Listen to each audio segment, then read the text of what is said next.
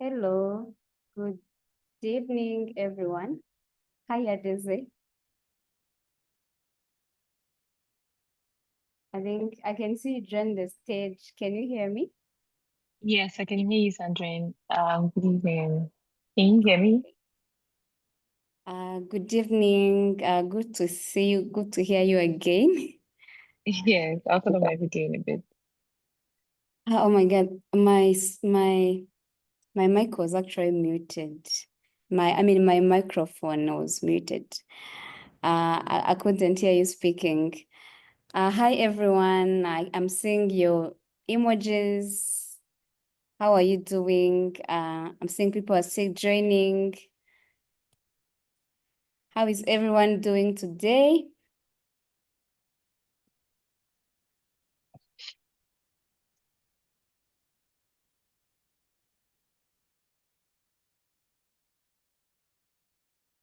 Okay. Adeze, how are you again? I was still trying to check my mic. How are you? I'm doing okay. Thank you for asking. You I'm sound a doing bit really good. calm. You said? You sound a bit calm. I am calm. Yeah, yeah, yeah. It's like you're in a Good very that I'm quiet calm. place. Um, very quiet. Oh, yeah, okay. Yes. Alright. Okay. Hope everything is going very well. Um, and we are very, very happy to have you today. Okay, finally, Um, I can see you. okay. Yes, it is really. Hi, Sandrine. Hi, hi. Good to see you again. This is all my Really Hello, happy. everyone. Good afternoon. Good evening. I think at this point, both applies. Good morning, good afternoon, good evening. It could apply to someone in the chats. I'm sure someone Okay. might be starting their day right now. Do we have anyone who is just starting their day or maybe who is midday? So we can confidently say good morning and good afternoon. Okay, most people are saying good evening. Is there no one who wants to say good afternoon? Okay, I will be waiting to see if there's anyone. Okay, I'm saying Ogechi said good afternoon. Good afternoon, Ogechi. And good morning, Raymond. I hope you're serious about it. I'm just getting out of bed all day. Does that count? Well, I think in French you can say bonjour. Whenever you're going to greet someone for the first time, it doesn't matter whether it's in the morning. So I don't know if it also applies in English. I don't know. But anyway, good evening. Um, Good evening, everyone. We are really happy to see all of you joining today's session, and also super happy to see Adeze today, having Adeze with us today. Um, she's going to do a little bit of introduction for herself. I don't want to miss something because she has quite a very great introduction. Why are you making that face? I mean, you are someone we respect so much at art school. So that's why I'm saying that you have a very big introduction. Anyway, I think I'm seeing other people are still joining. And to get started, we already started a bit late, and my apologies for starting the session a bit late. We had some technical issues, but it has now been sorted, and we are going to get started right away. So I don't know if there's someone who doesn't know me. I'm sure there is a possibility that someone doesn't know me because we don't usually have sessions together. My name is Sandrine. I am from Rwanda, East Africa, and I work as the Career Services Coordinator here at Art School Africa. Even if you haven't seen me, I'm sure you've received my email at some point in time. So I'm just putting a face to the email that you usually see. I hope someone knows me, like I cannot be new here. It could be very bad. All right. So like I think I once said my main focus at Art School Africa is making sure that people are equipped with the employability skills they need to get the jobs they're looking for, be it internships, be it jobs or anything. And that's why we are having this session today. We're having this session to help us enhance our employability skills. What you're going to have is a mock interview session. But before I first go into the details of what you're going to have, I would like our guest speaker introduce herself so you can also hear her beautiful voice, and then I will add any other comments later. Hiya, Daisy.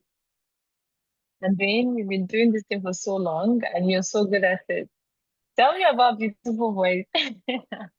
Thank you very much. Hi everyone. Good morning, good afternoon, good evening. My name is Adezi, Nzekwe Adezi, and currently I work with PIDAX as the technical recruiter of the team. I don't know what you know about PIDAX, but PIDAX is a digital exchange. Our goal basically is to get crypto or digital currency in everybody's hands and make it easy to transfer or use them as easy as sending a text message. But primarily, I like to think of myself as a connector, connecting people to opportunities. I like to get into conversations like this where I'm helping people move from point A to point B, um, or even in my day job where I am having conversations and I'm moving people through opportunities or telling them about why they need to go from point A to point B. So yes, I'm happy to take us through this. I would also love this to be very interactive. Feel free to ask questions and hopefully we can all learn something. I can also learn something from you. Thank you very much. Thank you very much, Adeze. I think Adeze forgot to add one very important part, that at some point she was also a technical recruiter with Talent QL. That is a sister company to Outschool. How many people know Talent QL? Does anyone know what Talent QL is? Okay. There's so many people who knows about Talent QL. I think back then it was connecting people with I think high-level jobs. Some people were being connected with jobs in the US, in UK, and she was the one heading that program of connecting people with jobs.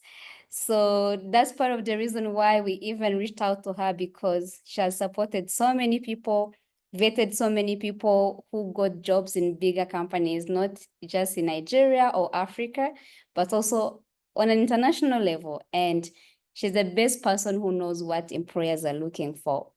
So yeah, she's part of art school. We count her as part of us, and she's not new to art school, and she's also not going to be new to you guys. So to do just a little bit of introduction, and then I will hand over to Adeze. We're also supposed to have some people on stage. I don't know if they've joined. Like I was saying that my key focus is making sure that people are equipped with the employability skills, especially those who are looking to get jobs or internships. Before you get a job, there's a process to that. You go through an interview, you take a technical assessment, and other things around that. You might be very good at coding, you might be very good at using Figma, you might be a great data analyst, but if you're not able to communicate it through that process that starts, you might miss an opportunity because you don't have the right skills that helps you to get to the next step where you can actually get hired. And this starts from your CV. How does the CV look like? And now it goes to, are you able to handle technical assessments for people who are doing, who are learning technical skills?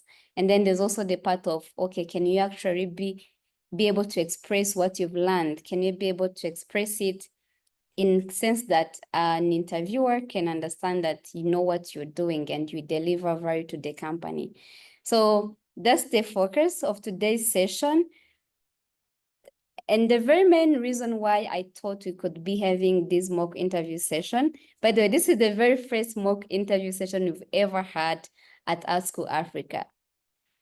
I've done some mock interview session, but in a very small group, not with the entire cohort. I think I was preparing a couple of students who were going to for an interview with a company, but it was like a group of 15 people. So this is the first time we're doing it with an entire cohort. And in that experience, I noticed that some people struggled with even answering the basic question, tell me about yourself. They start talking about their age. I'm 15 years old. Okay, I'm not 15, by the way. I don't want anyone thinking I'm 15. So some people started talking about their age, and I noticed that this is actually a skill that needs to be learned. So the goal of this mock interview session is we are going to have some people on stage and they're going to do a simulation. It's going to be like as if they are in a real interview, and our technical recruiter Adeza is going to be asking them questions like it could happen in a real interview. And afterwards, she's going to provide feedback of what they could have done better and what they've done good so that you can also learn from it and apply it in your interview. So it's going to be like a practice session, but then more like a learning, there's a more learning section of it, which we are trying to get. So yeah, that is going to be it. And I don't know if we have people on the call with us. We're supposed to have Joseph. Let me check. Do we have Joseph here? There's Joseph, there is Precious. They're from different schools. Okay, I see Joseph is here. Joseph, are you able to join on stage? Because I think we can be able to see you if you put on your camera. Precious is also here. Are you guys on stage? Because I don't know. I've not used.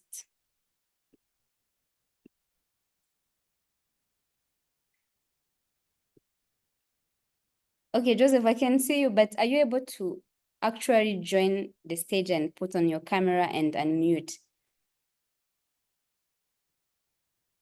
You Yeah, said, can you oh, hear me now? yeah, okay, you are here. You are here with us. Yes, All we right. can hear you. How are you today? Oh, fine. Thank you, Sandrine. I'm very well. How are you too? I'm good. I'm good. So before maybe we get started, since we already have you, I will first let Adeze say something, maybe if we have like an introduction or anything she'd like to share before we dive into the session itself. Over to you, Adeze. Yes, yes, Sandrine, thank you. I thought about running it that way exactly. Then sharing my screen, talking about a few things before going on to the mock interviews. But on the second thought, I think we should do the mock interviews, especially when you talked about introduction. Okay. There's something like that on my slide. I think we can go on first, take it like, just like a blank page, and then we'll fill it later on what I have to share. All right. I think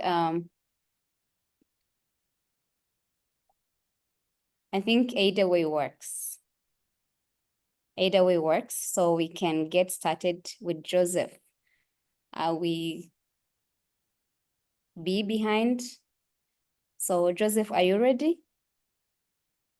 Sandrine, I might go up a bit. I want to grant permissions for screen sharing and all of that. It might take me off for a bit. I'll be right back. Sure, no problem. All right. Joseph would like to see your face. Why are you hiding? We're only seeing the profile, but we won't see the person behind the profile.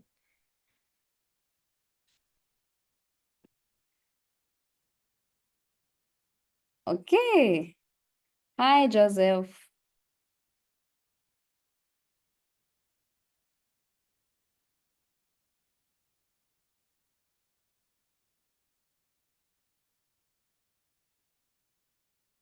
Oh, hi, Sandrine. It's quite dark here, but can you see me? Like it's quite dark here. Yeah, I can see you. I can see you. Okay. All right. How are you? Good to see you behind Slack and everything. Yeah, same here. Good to see you too. I learned that you are the president for School of Engineering, right? Or am I wrong? Yes, yes, I am the president of the School of Engineering. Okay, congratulations, Mr. President. How has been the journey so far? Okay, Adeze is back. Adeze, are you good now? Okay, so, all right, we can get started and we come back to the president questions later. Okay. I mean, I also want to know, how has it been? I mean, learning and being the president of software engineering. I'm curious. Joseph, please tell us before we start. Hi, Adeze. How are you doing? Yeah, hi. I'm very well, thank you. Can you see me? Here it's quite dark, so I can see you. I can see you. all right. Being the president of the School of Engineering, it's a lot, and it's an Okay. interesting, yeah, and it's very, very interesting. It's all about Okay. prioritizing tasks. You prioritize your task, and you will be intentional about it. So I'm prioritizing my tasks, trying to lead, and trying to foster a collaborative environment, while also maintaining my learning process also. When I was the president, as the president of the School of Engineering, I was also a student. Then I was in my master's program. That's another interesting part. So not just being the president, I was also a student, the president, and a master's degree student. You see, so yes. So it was just about prioritizing tasks. Like I have my to-do list. I actually built an app, like a to-do app. Like every day you put your task, what you want to accomplish for the day. So I try to do that, and also God by my side also. So it's an interesting one. Yeah. First off, that is so good. Such an overachiever. Please keep it up, yes? Do not lose it, regardless of how difficult things get. Keep it up. All right. Are you ready for me? Pardon? I said, are you ready for me? Sure, I am. Let's go. Okay. Okay. Hi, Joseph. Good evening. How are you doing today? Hi, Adeze. I'm very well. How are you doing, sir? I'm doing good. Thank you so much for making the time. My name is Adeze, and I'll be your interviewer for today. Okay. First off, this conversation is just for me to get to know you, but nothing too major. I have a couple of questions, but as we go, I'll be able to unwrap them and then we can decide how the conversation goes, yeah? Okay. Okay, so Joseph, can you go ahead and tell me about yourself? Okay, my name is Joseph Ibe. I'm from Nigeria, Anambra State. Yeah. As you all know, the president of the School of Engineering, Alt School Africa, and I also hold a bachelor's in biology and master's in biology education.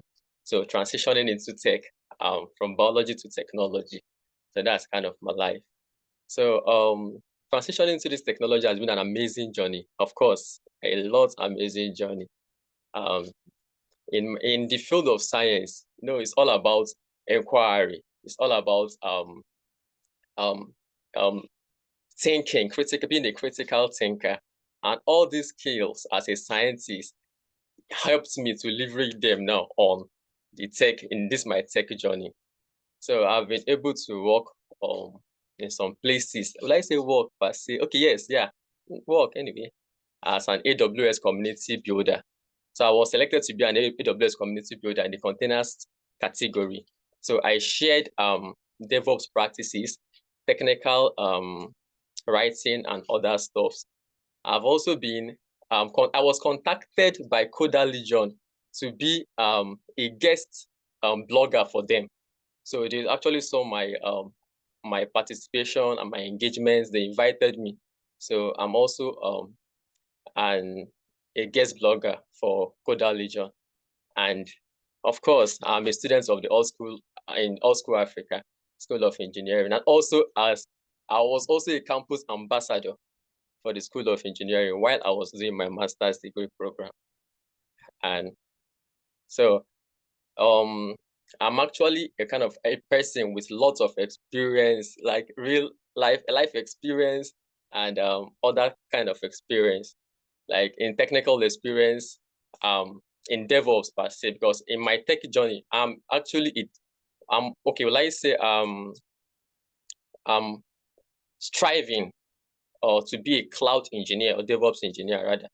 So, but if by next month I should be done. So I can confidently say I'm a cloud engineer. You get, so now for now I'm still a student anyways. So I've been able to learn some skills, technical skills, and soft skill also. Technical skills like say like HTML, CSS, JavaScript, Docker, Terraform, Jenkins, lots of them, and the GCP, AWS, which are the cloud providers. And soft skill, of course, as a leader, leading the School of Engineering is also a leadership skills, which I've been able to learn also. Even while I was in my master's program, I was also the course rep of my department. So I was able to coordinate and foster a learning environment as his postgraduate students and also the president of the School of Engineering. So this is a little about me for now. Okay, thank you very much. Thanks for sharing. I was going to talk about tools and technologies, right? But can we go over it again? I know you highlighted some of that. Can you talk about, your core tools right now? And I'm talking about from the technical tools to the task management tools. Please walk me through. Okay, from technical tools, as a cloud engineer, when people hear of cloud engineering, even myself too was also like that. You think that you just, what's cloud engineering? You just come to the cloud and, like it's somehow, it's overwhelming, it's confusing. But cloud engineering is just all about taking resources, just like taking your server, your physical computer, taking it to the air, taking it to the and provisioning it there and making it easier for people to use instead of having a physical computer or something like that. So you provision everything to the server and it's being managed there while you also manage it. There are different services anyway. So, but the tools I use as a DevOps engineer, first of all, we have cloud providers. We have AWS, we have Azure, we have GCP, we have Alibaba, and others. Yes. So, and the tools, as a DevOps engineer, the tools we use, of course, okay, let me, from the software engineering part, the basic ones, actually, HTML, CSS, and JavaScript, which are the basic knowledge, to the cloud engineering skills that are Jenkins, Terraform for infrastructure, GitHub, of course, as our source code, all our code are in the GitHub Actions, Kubernetes, and others.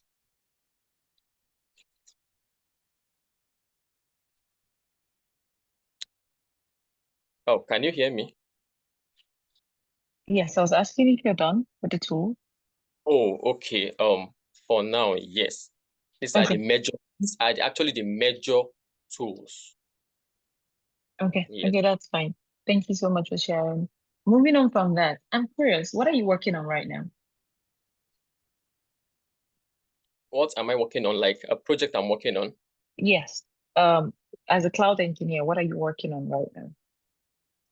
Okay, I'm working on a project. Like I'm trying to okay, not me per se, as a team. Although I'm the leader of the team, like the team lead. So we're working on this project that we call it the Route and Routes. Route and Routes. It connects Africans, it connects people, it connects tourists, those looking for accommodation. It connects, in fact, you have a tour guide, anything you're looking for in one app, just like Airbnb. That is what myself and my teams are working on. And we hope that this application will go live soon. However, okay, this team comprises of the front end, back end, cloud engineering. So the front end are doing their job, back end, and we, the cloud engineers, are doing our job. So this is what we are building now, and we hope that it is going to go a long Okay. way. Thank you very much. It will definitely go a long way. Question for you. On this project that you're currently building, what is your contribution? I know you're working with a team, right? But I'm guessing there's some sort of task distribution. What is your contribution on this project? Maybe one or two. What exactly you have done hands-on? Okay, I contribute on as a cloud engineer, as a team lead, actually, I contribute on every part, not just a particular part. Okay, but let me just delineate it to this point. I'm working on the CI/CD section, like continuous integration, continuous deployment, trying to build it in a way that even when the code is being pushed, it will build automatically and check for errors where there are errors, whether the errors are from the front end guys or the back end guys. You get it. It helps to build it and check if there's an error. That is my contribution in the team for now. However, like I said, I'm not just limited to that part. So I'm also in the containerization section, where we when I mean containerization, like packaging an app and shipping it. You know the way you ship things, like yeah. So we package the artifact, then we shift we don't push it, we now shift it, containerize it to maybe to the Docker Hub, from there to the AWS cloud services that I'll be using, then our CI/CD pipeline, so that it can automatically automate it if there is any code change in the source code. Okay, thank you very much. I'd say I appreciate how you go into the details, right? Making sure that you're simplifying everything. So that leads me to my next question. We've talked about Docker, you've talked about Kubernetes and a bunch of other tools. How can you explain this to, say, a Sandrine who is not a cloud engineer, who is your coordinator? How can you explain how you integrate Docker in your workflow in maybe 2 minutes? Explain it to Sandrine, who is non-technical, not a cloud engineer, how you integrate Docker in your workflow. Okay. Okay. Now imagine Docker. When I say Dockerizing, like imagine like a container, a container where you put probably your maybe your, I don't know, probably your makeup kits or whatever, like just a container that you put those items, those collections, so that when you want to remove anything from there, it will be easier for you. And when you want to send it out, it will also be easier for you. It's not being scattered. It's now in a container. So these codes now that are being built, now that are being sent by the front end and back end guys. Now myself, the cloud guy, now we down bring it now and create a container of it. Like, okay, now imagine Google, like when you click on Google browser, that's logo that will come up like Google, like that. Each of those sections now are in a container. Maybe if anything goes wrong, they can as well just go to that particular container, that particular issue, instead of it affecting the whole of the applications now. So the Google itself is in a container. Maybe the next page or the other set of the application is also in a container. So this thing is actually, it's made it easier for the and if any issue should erupt, if any issue is there, you can as well just go to the Google section, okay, and say, this is where the issue is coming from, and then fix it. And then fix it. Just like, I don't know if you understand, like packaging an app in a different segment. And that's Kubernetes. Now, one person cannot just now, when we Dockerize the app into different sections, it's irrespective of the operating system you are using. It's a lightweight application. It's very, very easy. And this Kubernetes, imagine like Google now. Google have they have more than 50 million containers that they manage. Now, one person now cannot just start managing this one, managing that one. So what you have to do now is that Kubernetes now helps to manage all the resources, like help to manage the containers itself. I hope you understand. So the Kubernetes. Thank you very much. Thank you very much, Joseph. Thank you. I'm going to cut you short. I think I'll ask Sandrine if she understands after this conversation. But thank you for explaining to us. And yay, off NEPA. Everybody saw it. Okay, so let's move on to the next thing, right? Um, Now, you've talked about how you handle multiple conversations. You're the team lead, you're leading the School of Engineering, you're also going to school. I mean, at some point you were. How do you prioritize, especially when you have multiple concerns to juggle at the same time? How do you make sure that you're delivering as at when due and you're coming through on all of the engagements you have? Okay, person, I have this mindset like time is precious. Time is actually precious. I try not to waste any of my time in any day. I try to make it useful. When I wake up from the bed, I do my prayer in the morning. I already have my to-do list now that I'll say, okay, this is the priority, and this is the time for it. This is also the time for it. And I set alarm like that. Like I said, that my to-do app actually ring an alarm for me. I'll be like, okay, this is what I'm supposed to do. I'm supposed to ask my guys, my team member, like my guys in School of Engineering, how they are faring, any issues. So this is time I set out for it. This is the time I set out for my coursework. This is the time I set out for my project, because the times actually precious. It's just all about prioritizing the task and not wasting any time. So that's just basic. That's just it anyway.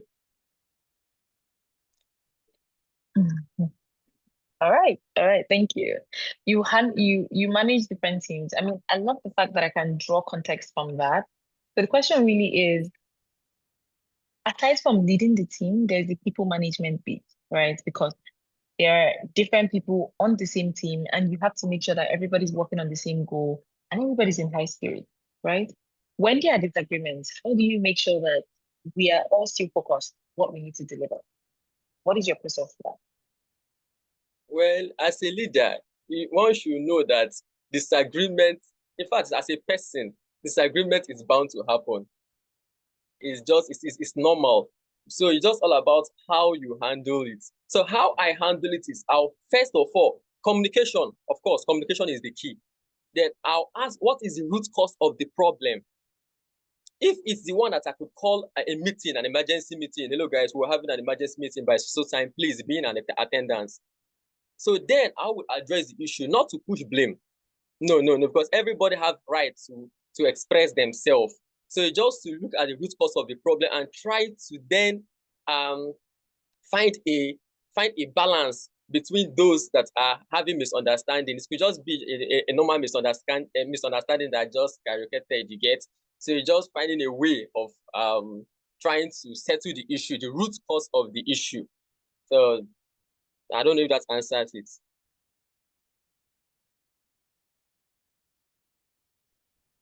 Well, yeah, pretty close. That's all right. Thank you very much for sharing. Would you say, of all the projects you've worked on, of all the products you've tried to build, because I mean you have it to do, so that's the product right there. Would you say that there's one that, can you hear me, Joseph? Can you hear me? Yeah, I can hear you. Would you say that there's one that you're completely excited about or so proud of, and why? Yes, the weather dashboard that I built with Python is a Python-based project. It pulls the real-time weather notification, weather updates, and into like people get to get the information like this is the weather updates of this particular location.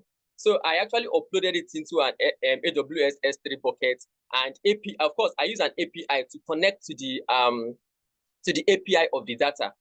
I don't know, when I mean API, I mean something that can communicate to those providing the services. You get. So I use that API to connect to the API of the weather API, then save the information in my S3 bucket. And the people can now check the weather updates. There is a real-time weather update. It's not just anyhow project. It's a project that you see it live. It's a live project. Also, there are a couple of projects that are very interesting, like just the NBA game day notification system. It send you an email. Today is so game for this and this. It send you, if you're an NBA fan, it will send you the notification. Then you can go and watch it. Like I said earlier, it's API. I use an API from from the game website now, from the game API to connect it and to my service, to what I built.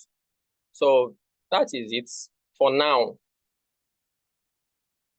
Thank you very much. I'm happy that even at this point, there is something you wake up to, and you're super excited to keep going, right?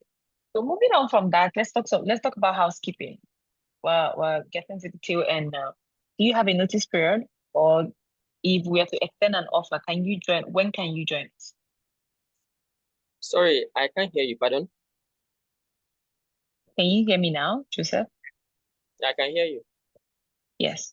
I was asking, do you have a notice period? We're moving on to housekeeping question. Do you have a notice period? Or if we are to extend an offer, when can you join us? Okay. I'll appreciate if given 1 to 2 weeks. 1 to 2 weeks notice period. Then Okay. yes. Okay, that's fine. Are you currently working right now? Are you working on any project, even if it's a freelance project, or are you still engaged with the AWS project you're working on? Okay, you said any projects? Yes. Are you currently working on any project right now? Yes, I'm actually working on our Alt project, yes. And there are other projects I actually write with, like help people out for their research. You get, so there's others that I'm actually trying to tidy up. Yes, so that is it. Oh. All right, that's fine. All right, that's fine. Corey, I can see your comments, but we're going to get to that. Okay, so let's talk salary. I mean, there's value. This is a value conversation, and we're hoping that we can return the same to you as well. So if you have to join us, is there a number that will make you super happy to make that move? A number? How do you mean? Do you have a range, an expectation? Do you have a salary expectation? Please feel free to share a range with me. Oh, salary expectation in dollar or in naira? Okay, let's stick to Naira for now. Okay. Well, 300 to 300 and above. Yeah, and Okay. above. A minimum of 300K, you mean? Yes, and above.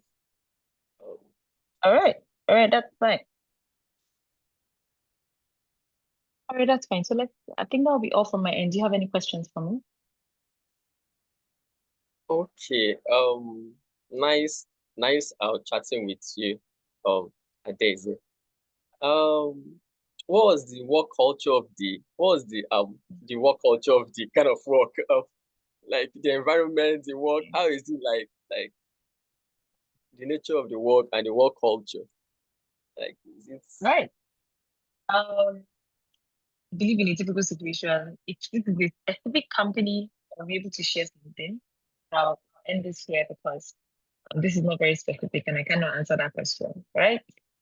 I think that will be all. Thank you so much, Joseph. I'll let you know what we decide and I'll get back to you in talks. Working days. Okay? all right? Thank you so much. I appreciate you. Nice chatting with you, Adaeze. This is all mine. Okay, so hi everyone. What would you prefer? That we share feedback now on Joseph's conversation, or we share feedback after we speak to the next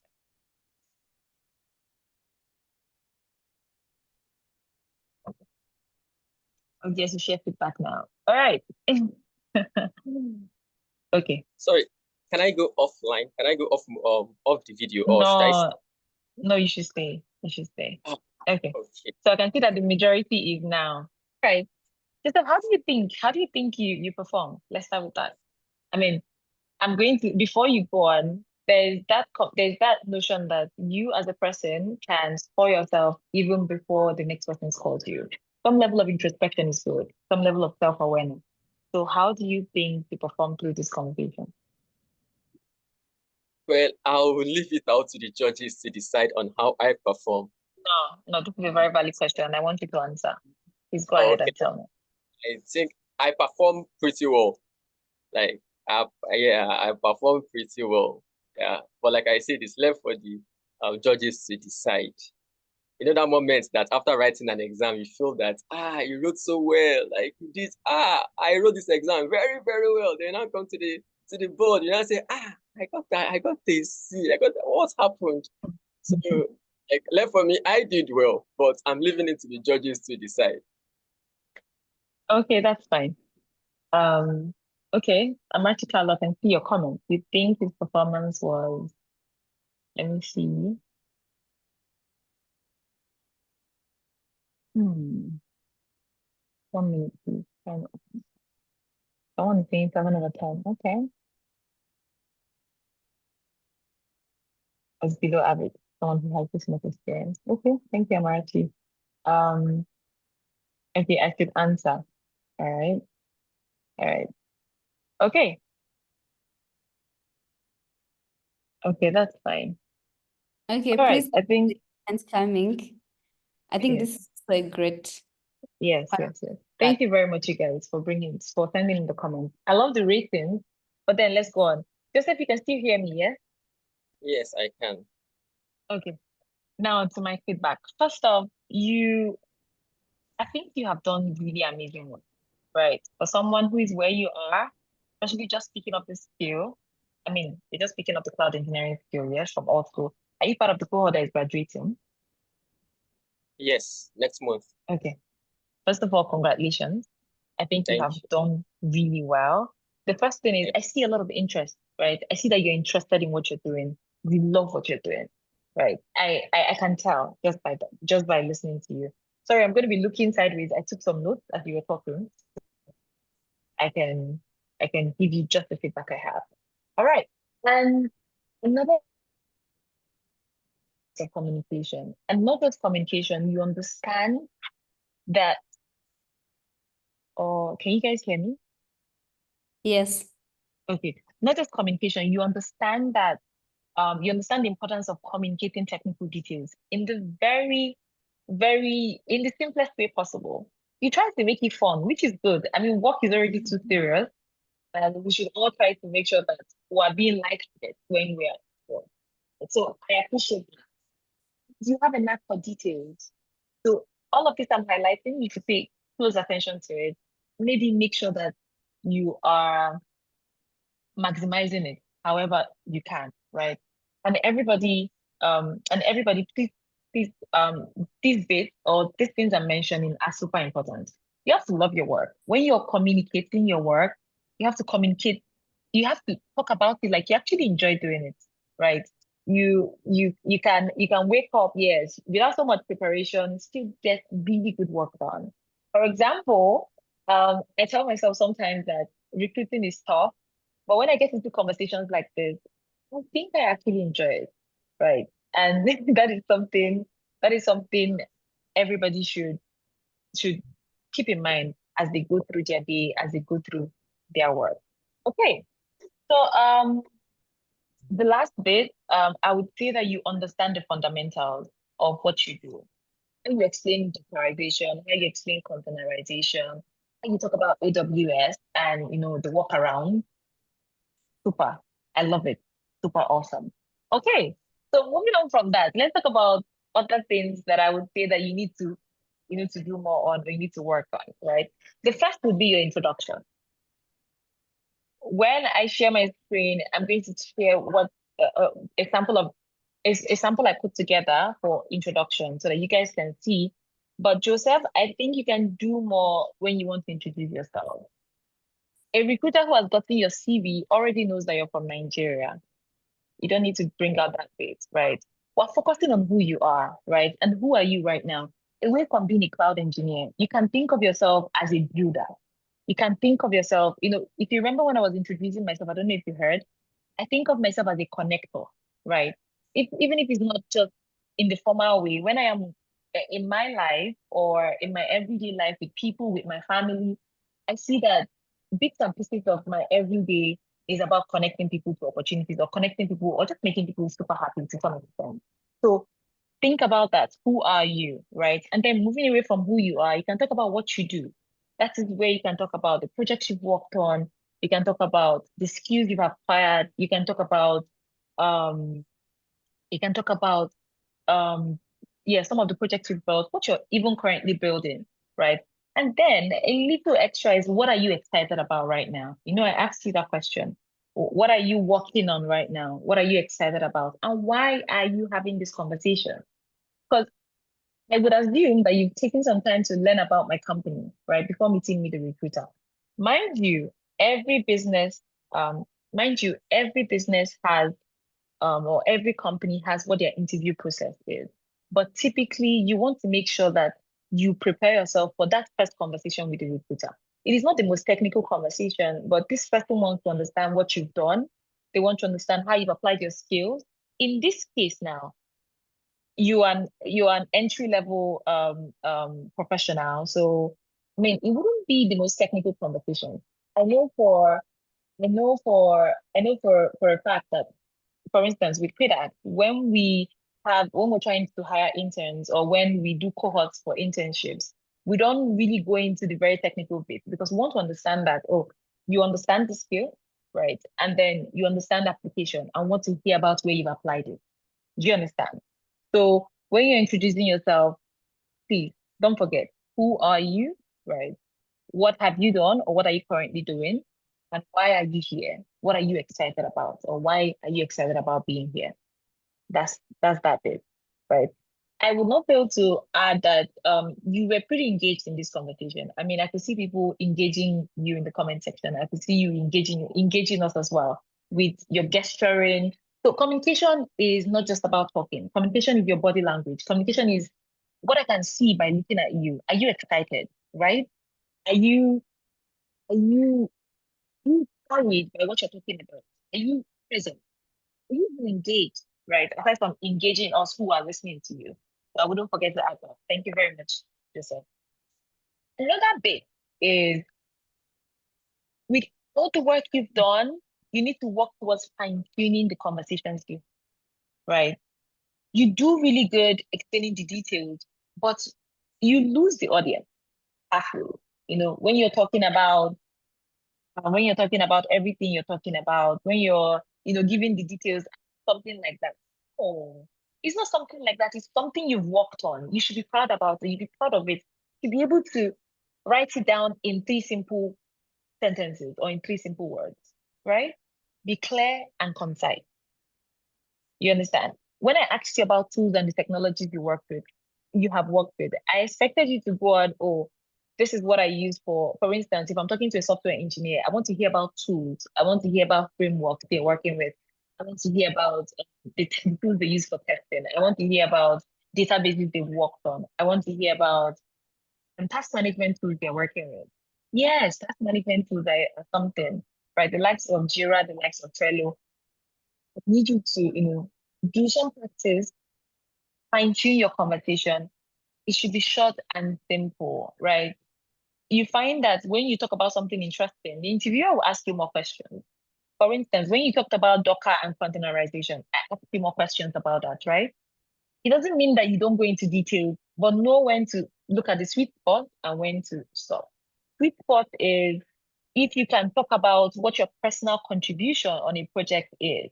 I asked you and you talked about, I think that was when you talked about, your work is only reviewing errors. I don't think so, right? Think about a whole project with different features. You can even decide to talk about your to-do list. Okay, I know that I'm working on this, but this is something interesting. I did this, did that, and this is where I had an issue. This is where I didn't have an issue. All of that. So if you can, understand, focusing on what is important, being very clear in your communication, answering the exact question you're asked, right? When I asked you about, I think it was when I asked you about prioritization. You started well, but you stopped somewhere, right? When I asked you about, sorry, it was when I asked you about the team and handling disagreements. You started out right, understanding communication, because communication is very important, from written communication to verbal communication, super important, right? Understanding communication, being accountable, right? Yes, we're not throwing blame, but we need some level of accountability to be able to do a retro. This is what went wrong. This is where we can go back and solve. Do you understand? Are you with me? Joseph? Yes, I'm with you. Okay, that's fine. So I think that is all I put down, right? Yes, when I talked about the notice period, I have to add, see guys, right? There is no need to say, you know what? I actually understand. When I got my first job, or okay, before in 2020, at the time I didn't have a job anymore. I got into an interview, a friend referred me to a job. I got into an interview and they asked me, when do you want to start? It was a Tuesday. The Tuesday was like the 29th of May, I think, or the 29th of June, 28th of June. And the Thursday was, I think, the 30th of June or 1st of July. I'm not even sure again. I told them I could start immediately. Right? Yes. But in hindsight, you guys, it is not the best way. You need time to prepare. Even every value provider, think of yourself as a value provider. No, you have so much value to give. Every value provider understands the importance of taking some time to prepare. Unless the people who are hiring you express some need to have you on immediately, and you think you can take that, you have the capacity to take that. That is when you can make some concession.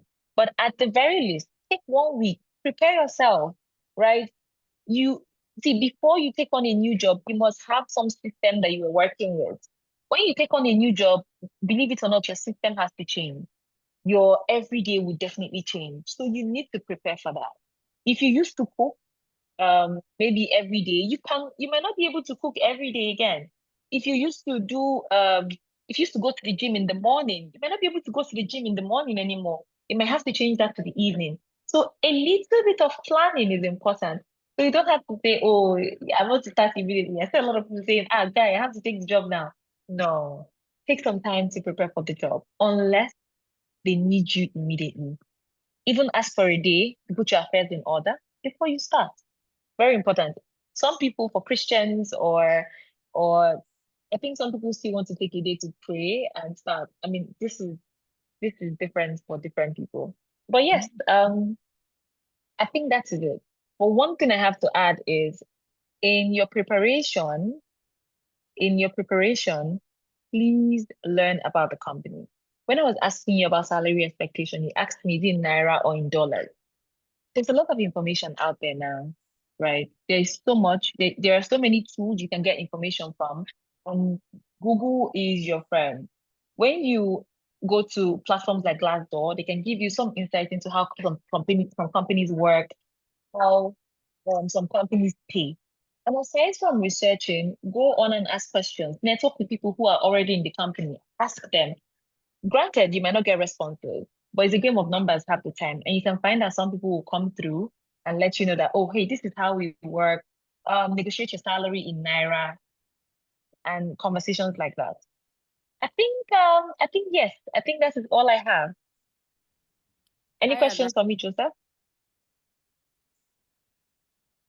Pardon? I Any have one more question for thing to you? add. Yes. I have one more thing to add. So another thing we can emphasize on is, in doing your research, it will feed into the next bit. That is questions you ask your company or the company that is about to hire you or the company you're interviewing with. I'll tell you for free that some companies actually rate your questions. Like they attach a score to the number of questions to the kind of questions you ask them. And it is not something you just go and copy from the internet or something you just pick up from one of all these places where they're saying, oh, for the kind of questions you have to ask this, ask that. If you intentionally do some research, you would be able to ask the very right question. Right? Because you would have learned about the company. If you're a designer, you've gone through their product. You're seeing where you can make impact, right? As a cloud engineer, can you ask them about the kind of tools they use in-house?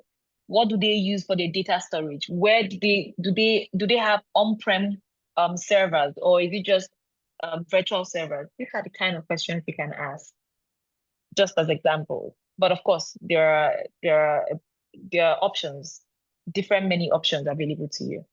Okay, I think that's all. I've taken so much time, Joseph. Hi, Thank Ada. you. Can I say something? Hi, Oh, Ada. yes. Go ahead. Tabby here, if you're wondering whose voice. Hi, Miss W. Hi. I just wanted to share like comments before you went with my small recruiting experience. By the way, I was working with Adeze in the recruiting team before. Um, so one thing I noticed, by the way, like he said, it's clear that Joseph has interest. Like as an interviewer, you can see that he's very much interested in what he's talking about, and he's very passionate. And I like the fact that he's a bit is confident. You know, there are people that really struggle with communicating, so that's a plus. But you mentioned something that was in my mind that I caught as well. Like when they ask you a question, you know, when you spend too much time explaining his interview, some interviewers will just get bored and they're like, you're talking too much, right? So you might want to make sure that you're careful in just being very straight to the point. And sometimes you realize when you talk a lot, you end up repeating what you're saying, right? So just try as much as possible to keep it to what they ask you, answer it, don't deviate, right? Then I caught something. I don't know if it's just me or other people. I think maybe because this is just a mock interview, but imagine that you're meeting an interviewer that is angry. Maybe they annoyed the interviewer before they came for the interview, right? And as you're answering his or her question, then you're now telling them, do you understand? Oh, you know now, those simple things in your language, they feel like, why is this person talking casually to me, right? So there are people that want to make sure that please make sure that you're not talking as if you're talking to your peer, right? This is someone that has to decide whether they're gonna hire you or not. So you want to make sure that they are seeing that you are aware of the dynamics between the two of you, and you explain. When I'm talking to Ada, I will say, Ada, do you understand? Do you get? Because it's a conversation, right? But imagine this person. I don't know if you feel the same way, Ada, but I just said, I know an interviewer that if they had it, they'll say, this one is not serious. Do you get? So yeah, that's what I wanted to like say. So that their interviews are very pretty chill. They would like to have a conversation with you. But in the case you find one that is very stone faced and you're like, me and you, we are not mates. Why are you talking to me as if you're friends, right? So yeah. So that's all from my end. Thank you so much, Tabby. Thank you so much. Just like you said, it's like you have to read the room, know who you're speaking to. Maybe the conversation with me is a bit chill. I mean, this is not an actual interview, but I'm also throwing in a couple of things. And if you maybe sometimes if you're able to learn about a company culture, it can help you. It can be used to my company culture now because we try to keep it super simple and fun. Conversations shouldn't be so tight so that the person is not nervous on the call. But just make sure you read the room. Tabi, thank you very much. So nice to hear from you. All right. Thank you, Adeze. Thank you, Tabi. Thank you, Joseph. Adeze will tell us if Joseph got the job later on. Let's not make him feel like he did not get the job at this point. But the point of this session, it's a learning session. We want to learn from Adeze, from the people who are dropping the comments. So let's keep it coming. And yeah, I think I will share my comments later on. But now, because of time, we are going to move to the next person who is going to be Precious. Precious, are you there? Hi, good evening. Just confirm you can hear me. Yes, we can hear you. Thank you very much. So maybe before you go, I want to maybe add a bit of introduction, which I didn't share. This is like a real job, and we're assuming that you are applying for an entry-level position because most of you guys are at art school and you've joined art school as your first, and you're enrolled in a course that you've been part of before. So you're assuming that you're applying for an entry-level position. It could be an internship, it could be a junior law, and I'm just making sure that people don't start asking, I'm looking for $10 million as a salary, right? So just to give that bit of context that this is an entry-level job and it's attached to the track we are part of. If it's data analysis, it's a data analyst role. If crowd engineering, it's a crowd engineering role, and so on and so forth. So this is how it's going to go for the two people who are left, and I will let Adeze and Precious carry on. Hi, I apologize. There's no light. Please confirm you can see me. Yes, we can see you. Hi, Precious. Good to see you. Hi, Sandrine. Hi, Daisy. Good evening. Hi, Precious. Good evening. Some people will say, I can see you loud and clear. So I can see you, I can hear you. Okay, that's good. Hey, thank you so much for making the time. How are you doing today? I am fine, thank you. How are you? Good, I'm good. And your day has been good? Yeah, that's okay. I hope you had a good day Okay. as well. It's a good Tuesday. Coming from the Monday we just hit. So we're going to start, right? So just a typical scenario. I'm going to work with the company name, so it's easier for you. So thank you so much for joining me, Precious. My name is Adeze. I'm the recruiter here at Cbonk Company. I'll just give you a little bit of a context of where we're hiring this. We're thinking about team augmentation, right? And for us at this point, we're considering pipelining and how that is important to, team reorganization at this point for us. And not just going around hiring the very senior guys, we are also interested in people who we can work with from their very early days, people who we can help grow, and they would in turn help our business. So, and one of the things we're looking at augmenting is the data analysis team. And I've gone through your CV, and I'm looking forward to having this conversation with you. Yeah? Yeah, yes. Do you have any questions before I start? No, it's okay. Just go ahead. Okay, so Precious, please tell me about yourself. Okay, so hi, my name is Precious Adeleye, and I have over 3 years of experience in the administrative role. I am an entry-level data analyst. I have worked on some projects, such as highlighting causes of project delays in execution and delivery for a manufacturing company. I've also worked on providing a real-time update of currency exchange rates using an API from CBN websites. And over the past few months, I have built my experience as a data analyst, attending mentorship programs, and also doing personal projects. And I have the ability to work with strict deadlines. I'm able to work with statistical approach, carry out sentiment analysis, and um, I'm able to fit into any team and department.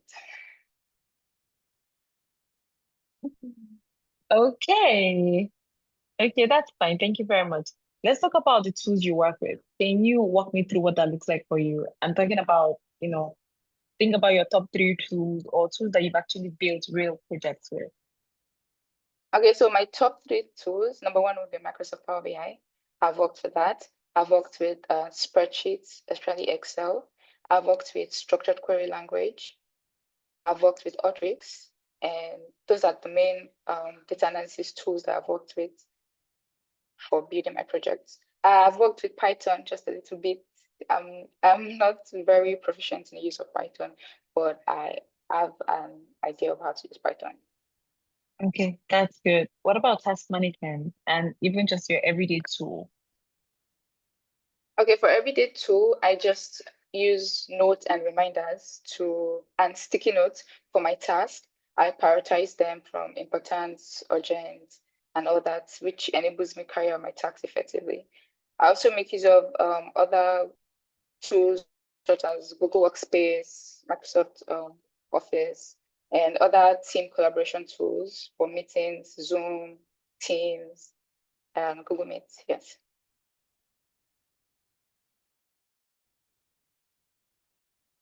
Can you hear me? Yes, I can hear Can you. you hear me? Okay, Yes, I can okay, hear you. okay, that's fine. Okay, that's fine. So let's talk about what you're working on right now. What are you currently working on? Okay, currently, my team and I we're working on building Labelly. Labelly connects artisans and handymen with users. So it can be tiring moving to a new place and looking for an handyman, a mechanic, hairdresser, a plumber, or something. So handyman helps, it bridges that gap between looking for a handyman in your location. So that's the project we are currently working on as a team. I'm also working on a personal project trying to analyze the sales. I'm doing like a sales analysis for a software company. Yes. So you say your team is working on this project. So I'm curious, what is your place on that team? What is your contribution to that project? I mean, especially as a data analyst, I know that you're not involved in the active building. So where are you in that whole dynamic? I was actively involved at the start of the project because we had carried out a survey to see what people need, what they think about the product. And then after sending out the survey, coming up with survey questions that align with our goals, my team and I analyzed the data, and then we were able to draw some insights that guided the features that would be integrated in the product. Okay, what about the tools you used in doing this analysis, survey collection, all of that? Okay, so we used Google Forms for the survey questions. Then we used Excel and Power BI for analyzing the data. Okay. Let's talk about analyzing the data, right? Now, moving away from what you're talking about or the project you're currently working on, right? Let's say you're looking at a sales data or some report on how a company has been performing sales-wise or revenue-wise, and you see a 30% drop. What are the first few things you would analyze? A 30% drop is it profit or revenue? In profit. Okay. If there's a 30% drop in revenue, in profit, first of all, we have to check out the cost of the drop in the profits, right? It could be as a result of increase in cost. It could be as a result of quantity sold. Maybe we didn't sell as much quantity as in the past month or in the previous year. So we have to check out those things first and look out for any other factor that could have influenced the drop in profits before we make a decision. Okay. So thinking about this analysis, do you understand end-to-end data exploration, from data gathering to data analysis and data reporting? Yes, I believe I do. Okay. So tell me about your dashboard and what that can do for a data use case. Okay, so am I supposed to start from the data cleaning process? I just talk about the dashboard. Yeah, briefly. Just start from data cleaning process. Briefly. Okay, so after collecting your data, you check out for missing values, you check out for inconsistencies, and you have to clean the data properly for us to get like an accurate insight.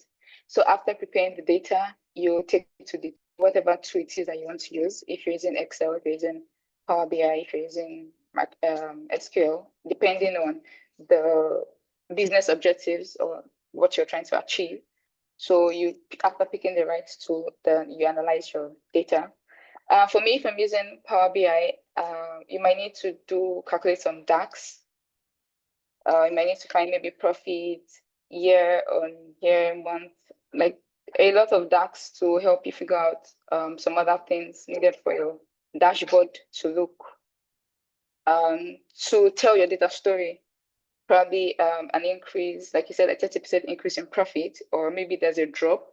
So with the DAX, you're able to tell that story, and your stakeholders can easily see what is happening on the dashboard and understand. Thank you very much.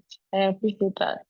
All right, moving away from the technical bits, I'm curious, can you tell me about a time you learned something completely new that helped you solve a very present problem? It could be at work, it could also be at home, but mostly on the job. Okay, so recently I came across sentiment analysis. I have never done sentiment analysis before, and I realized how interesting it is, because with sentiment analysis, you're able to analyze your customers or client feedback that are not numbers, because sometimes you find it difficult to analyze text. So with sentiment analysis, you're able to analyze the reviews of clients, and you're going to be able to know if they have positive reviews about your company or negative reviews. So this has helped me a lot. Okay. So when you're working with a team and something is not exactly going as planned, what do you do at that point? By something, you mean there's a delay or there's an error or I like that question. So by something is, let's say this is a sprint, right? And you are supposed to deliver in 2 weeks and you're not able to meet that deadline. What would you do in that case? I mean, working with the team, how would you solve for that? Okay, first of all, I would have to find out the cause for the delay. Find out who is in charge of the particular task that is causing the delay. And if it's something I can salvage, then I'll try my best to fix it. But if it's not something that can be fixed at the moment, probably have to face the stakeholders and talk to them if we could get a little bit of extension because there has been a delay. So yes. Okay, that's fine. Thank you very much.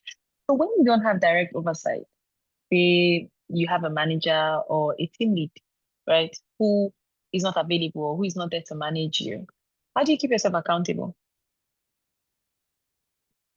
I keep myself accountable by personally. I have a to-do list of tasks I have to complete, and I give myself deadlines. So with that, I'm able to keep myself accountable. I know I have to get this done before this particular date, so it helps me. And also prioritizing my task based on how urgent or important they are also help me keep myself accountable. So yes, I am able to manage myself without a team lead or a manager. Thank you very much for that. How long is your notice period? At least 3 months. 3 months notice period. All right. Okay. So let's talk salary. Do you have an expectation that works for you at this time? Considering it's an entry-level role, let's say between 300 to 500,000 naira. Is that negotiable? Yes, it is. Okay, that's fine. Thank you very much. Do you have questions for me? Okay, so thank you very much, Hadize. It was nice speaking to you. So I would like to know what opportunities are there in your company for career growth? Okay, so thanks for asking. That's a very important question. So the first thing is we prioritize growth, right? And some of the things we support that mean that our team is growing or that mean that we actually support this growth is the first thing we have very clear succession lines and very clear growth trajectories. Think about you are in position A and you know what you need to do to get to position B. So that's the first one. The second bit would be that we have a very robust performance management system from quarter-on-quarter reviews to 360-degree reviews to manager reviews and even self-reviews. We've got all of that covered. We also support internal mobility. I know someone on the team who recently became a product marketing manager from being a social media manager on the team. You know, what you find that is that we don't see a lot of churn, and a ton of people want to work with us because they understand that we care about their growth. And even as they're on the team, it's very evident that we do that. Another thing is we have merit increases, right? You're performing, you get more money. You're performing, you're recognized. You're performing, you have people on the team recognize you as well. The other bit and the last bit is that we have promotion. Every year, based on your performance and a bunch of other criteria that you have to meet, you are promoted based on also business use case. And then there's one bit that I wouldn't forget. We have a learning and development budget available to everyone. A certain percentage of your annual salary is available to you for learning and development. So think about all those courses you have to learn. Think about all those certifications you have to take. We've got you covered. Okay. Oh, that's great. Do you have any I more see a lot of questions for me? opportunities. Yes. So what are your expectations within the first few months? Let's say 3 months. Okay, so just like I said, a very robust performance management system, it also means that your goals, key measures, and what you should achieve quarter on quarter is very clear. That document I will share with you after this conversation. Okay?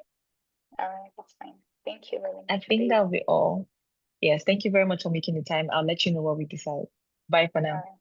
Thank you. Bye-bye. Okay. All right. Thank you very much, Precious. Thank you, everyone. I'm seeing all the recruiters, all the think pieces, all the every. Precious is so smart. That's the many things I've been seeing. Interesting. Okay, thank you. Precious, how do you think you fared? I think I used a lot of filling words because I'm nervous. I had a lot of M's and M's.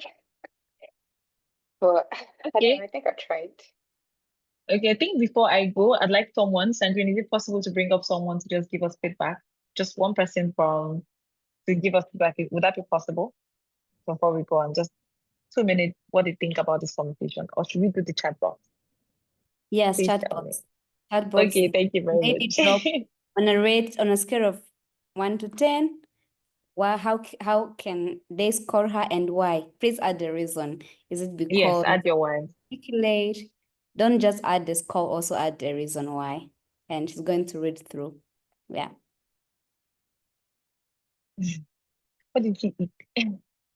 Someone said a magical is falling. Wow. Okay, okay, okay, okay. All right. I think I've okay. Someone said she's Greek like me. Favor, I need to speak to you. All right. Okay, thank you, Amarachi. Thank you for answering. I think they called you out. Yeah. Okay, thank you, everyone. Are you still here? Okay, yes, I can see you. Thank you so much for making the time and for engaging us.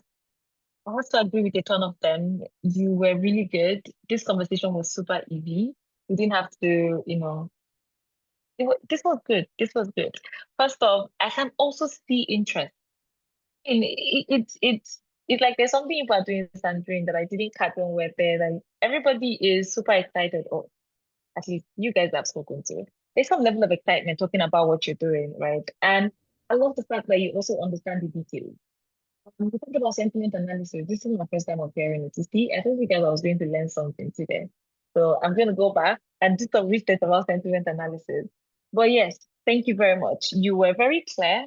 Your responses were also very concise. I mean, I think I like the fact that it looks like you paid attention to the former conversation. Just that they use you as a scapegoat, but yeah, thank you very much. So you were very clear and concise. I also love your conduct. Your background is very clear. Yes, this is something we need to talk about. You need to prepare beforehand. Preparation is not just about going to research the company, it's also where you are, right? Are you sure that there is not going to be some level of disturbance? You're joining on your phone, e.g. Joseph. Is someone not going to call you, right? Most recruiters, Tabby can confirm, most recruiters would shut it down if you join on your phone. I used to have a manager. If you join the call on your phone, that's the end of that interview. That's it. So always just make sure that you prepare. And preparation is not just learning about the company, it's also about your tools and your tech and your background. I mean, async work is the thing now, but you also have to come out looking very ready. Okay? So I would say that yes, Precious, that was very good. I also love your introduction. Interestingly, it's very similar to what I was going to share. And what I can say is that what I'm seeing there is not just your introduction, you going out to learn, because it is obvious that you went out to prepare for this conversation. So that bit is very important. I think you answered the question very well. It's not like I was looking at some answer sheet, but I could just tell that the conversation was going as it should. And then the one bit is on your notice period, right? I know that some people can have 3 months notice period. I know that this is also a mock interview, but think of a mock interview as a real life situation, right? in a real life situation, your recruiter is supposed to ask you why you have a 3 months notice period, because there are labor laws and there are laws that also there are laws that support this kind of competition. We find that some people have 3 months notice period is in different countries, or even as you go the experience data, you find that people in maybe leadership positions have 3 months notice period, because hiring for those roles are much more difficult. But yes, just always make sure you're communicating the right thing, right? You're answering the questions right. And I love the fact that you also asked me very relevant questions. I think we can I think that's all. I don't know that there is something not good to say. I mean, aside from the fact that I can't make really good eye contact. And yes, he kept on laughing. In a real life situation, I don't know.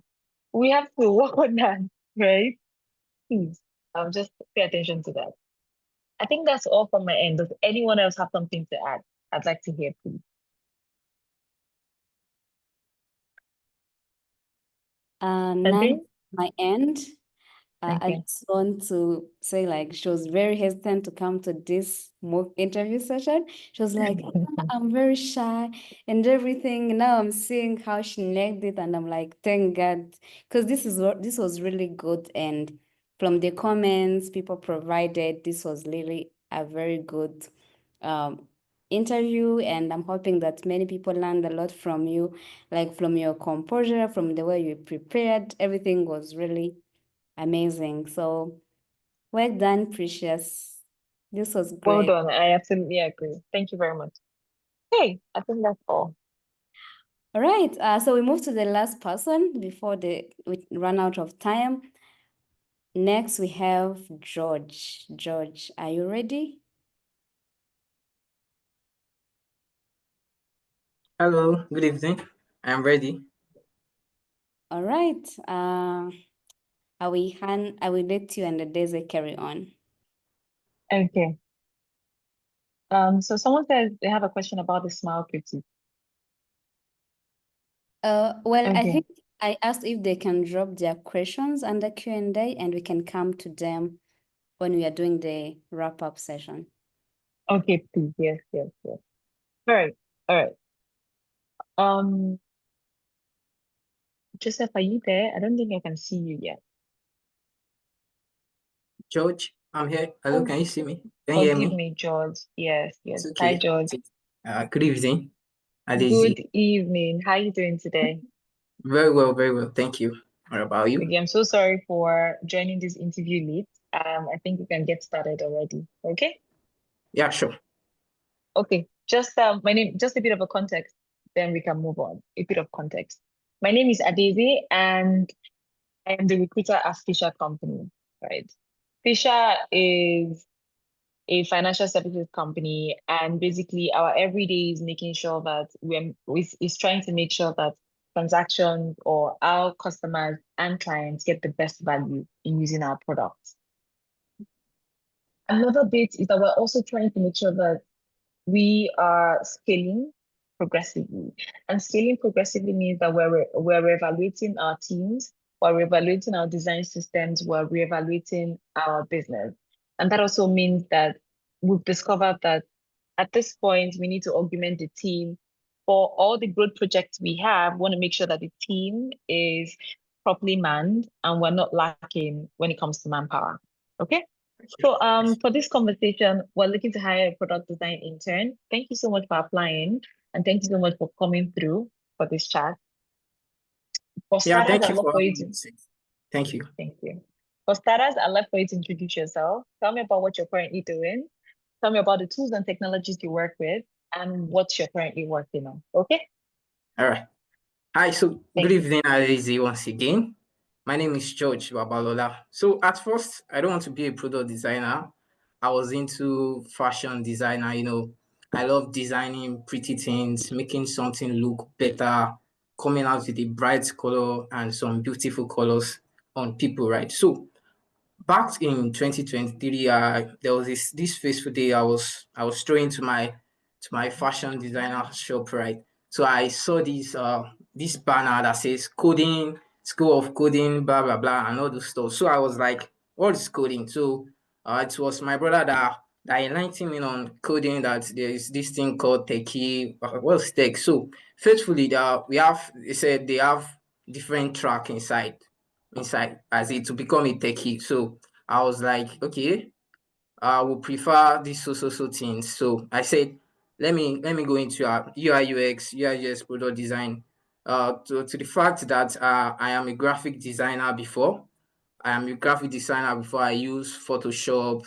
I use Canva to design some little designs, but uh, not going into the deep into a product design, right? So this fast forward to 2023 around September. So there was this boot camp that is going on in my community, Olusegun Onigbide Foundation, that is doing some some that's doing some boot camp for techie. So I was like, okay, let me go into tech, let me do this, let me do UI UX. So I was like, so it was then I realized that it's not about making something so beautiful. It's not about making something so being aesthetic enough, but someone should be able to use it and make use of it properly. So it was then I get trained to become a product designer. Fast forward to 2024. At first, I wasn't serious about it, but fast forward to 2024, I get more serious and dedicated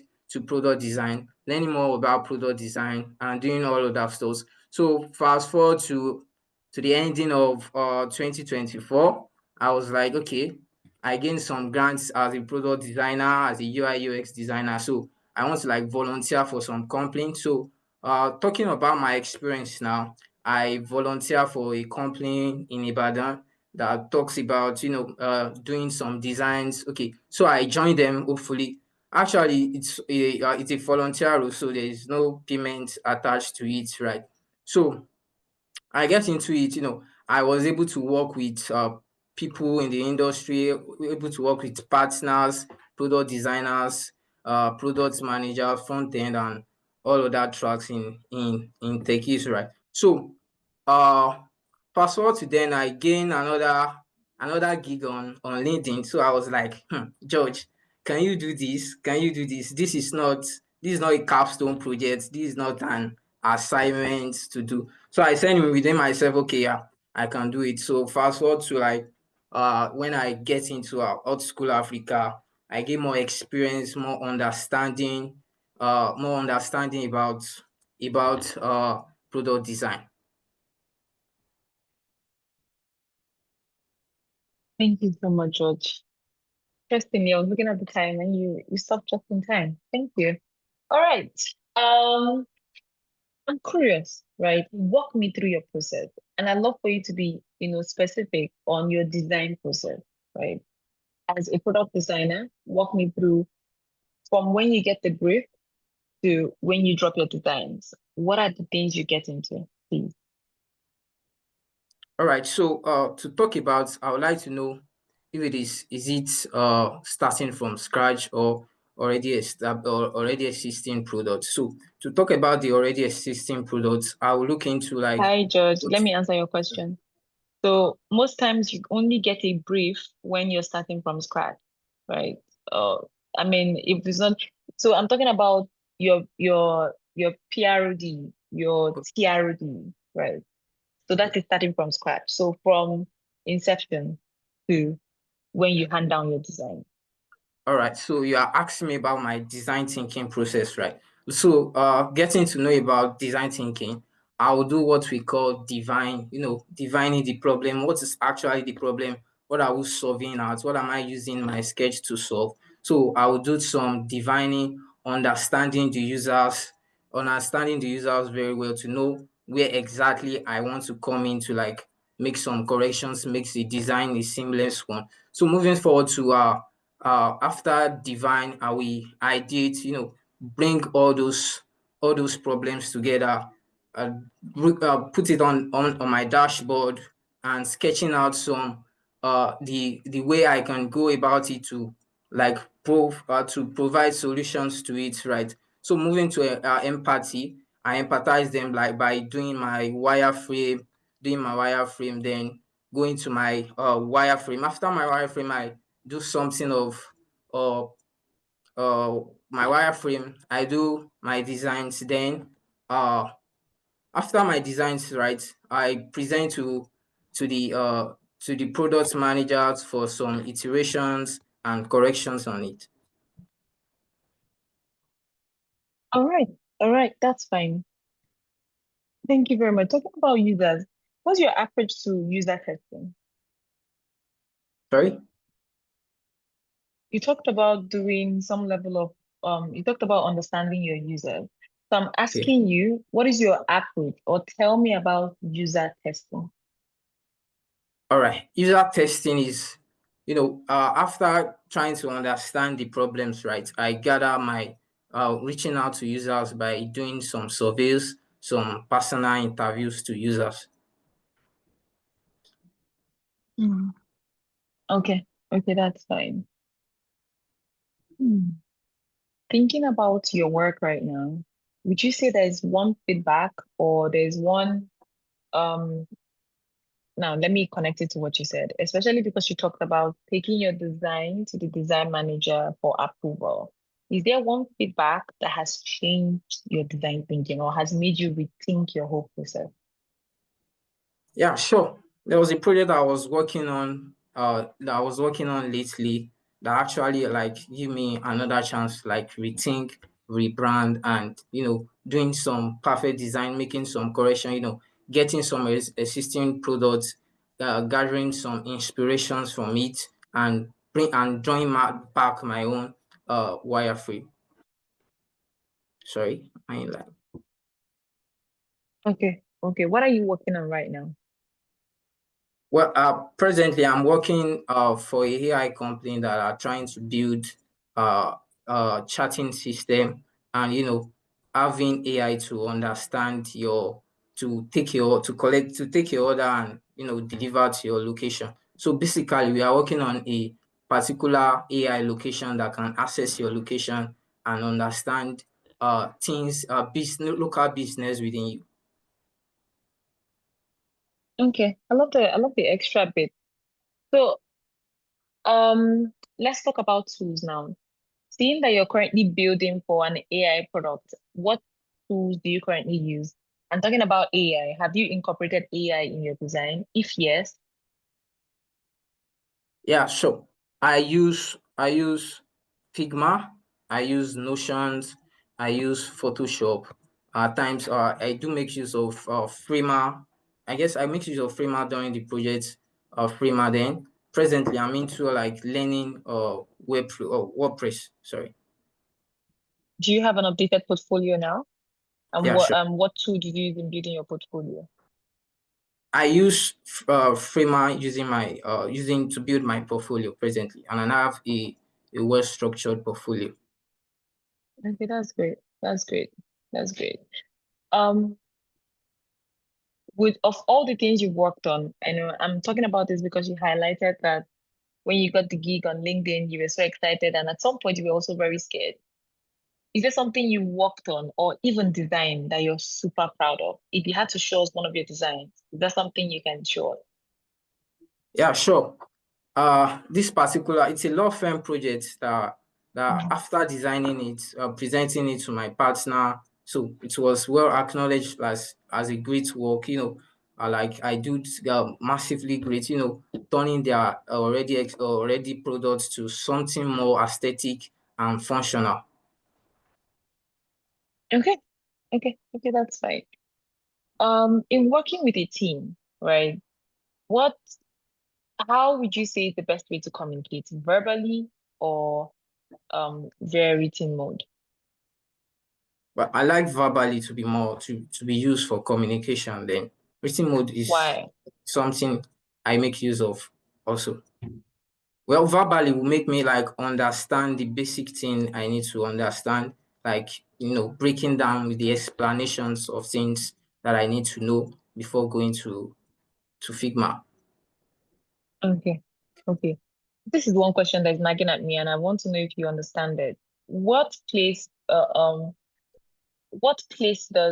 quality assurance have in design?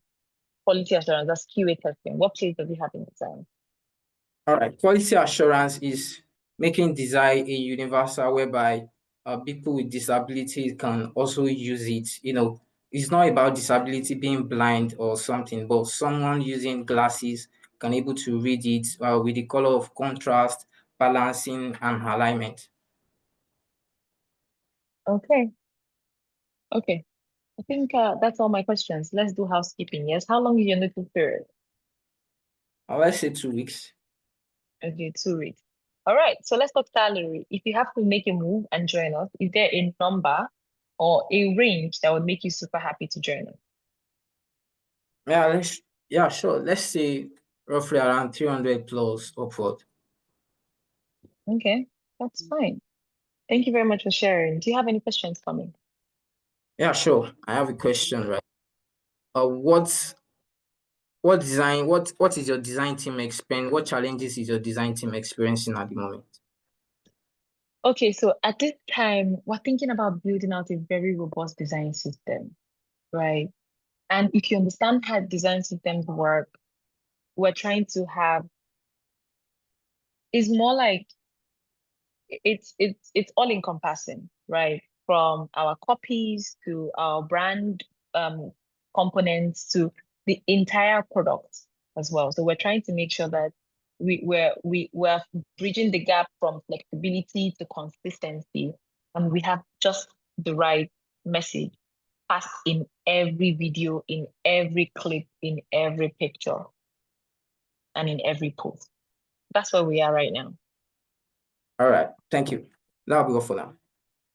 Thank you very much for your time, George. That'll be all from my end as well. Enjoy the rest of your day. Thank you, Aditi. Yes. Okay. You guys in the comment section.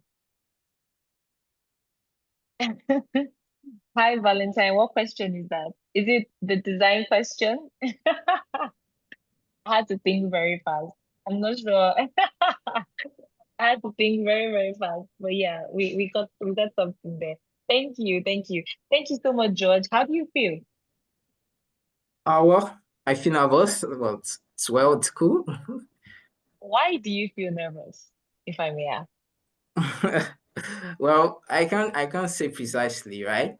It's not my first time, right? But it's part of it. Okay. Yeah. Okay. Yes, it is part of it. But that's where I'm going to start from. Every interview is first a conversation. I know that when we start looking for jobs or when we, being in the job market is crazy. You're applying, it's a game of numbers, you have to keep applying. But every interview is first a conversation. And think about a conversation where you have to put your best foot forward. So it's like I just want to talk about myself, answer questions that this person might have, and let's see where it goes. So if you look at it from that POV, it might help with some level of anxiety. It might help you feel better during these conversations. For instance, my conversation with you was very straightforward. Did I try to badger you? Did I try to scream? Nobody's going to beat you. Do you understand? So it's like, relax. Okay. And one thing I know is that practice is also something that helps, and not just practicing in conversations like this, right? It's also practicing with yourself. You can put on your camera and make videos, listen to yourself talk. They say I follow this communication expert and he talks about how listening to yourself can help you communicate better, because when you listen to yourself, you're able to pick out all of those errors. It could be voice messages, it could be videos. You're able to pick out all of those errors and you're able to make corrections. Okay? Okay, so for my feedback, the first thing I would say is I love your story, right? I know a friend of mine who pays very keen attention to how people behave on a daily basis and can draw inferences into the kinds of careers they can excel in from that. I think Sultan also has something like that. I think at one point, Tabi, right? He said something like, if you excel in social conversation, you do good as this person. If you excel in this in real life, you do good as a product manager. So I am happy that you're able to draw the line from fashion designing to graphics designing to product design. Very good. Would you say you like what you're doing currently? Yeah, sure. I know what I'm doing. Sure. Okay, Very okay, well. that's fine. I think I also love the drive that you're looking for. You're looking for more. You're not just doing, you didn't just stop with your fashion designing. Even with product designing, you're pushing yourself and you're telling yourself that, oh, you can actually do this. Case in point, the gig that you got, right? Now, let's talk about the bits that I think you can do so much more on, right? The first would be your introduction, right? Now, get it, you're not wrong, right? Telling that story, you're not wrong. But you have to pay attention to the question and you have to pay attention to where or what that conversation is about. Why are you here, right? And when I say, oh, talk about why you're here, it's not just about, it's also a state of mind. You understand why you're here. You also understand what kind of conversations you're about to have. Calm down, calm down, calm down. I see you're sweating. There's no need to sweat. We're good. We're good. We're just here to learn, okay? Sure. So there is a difference between what is your story and tell me about yourself.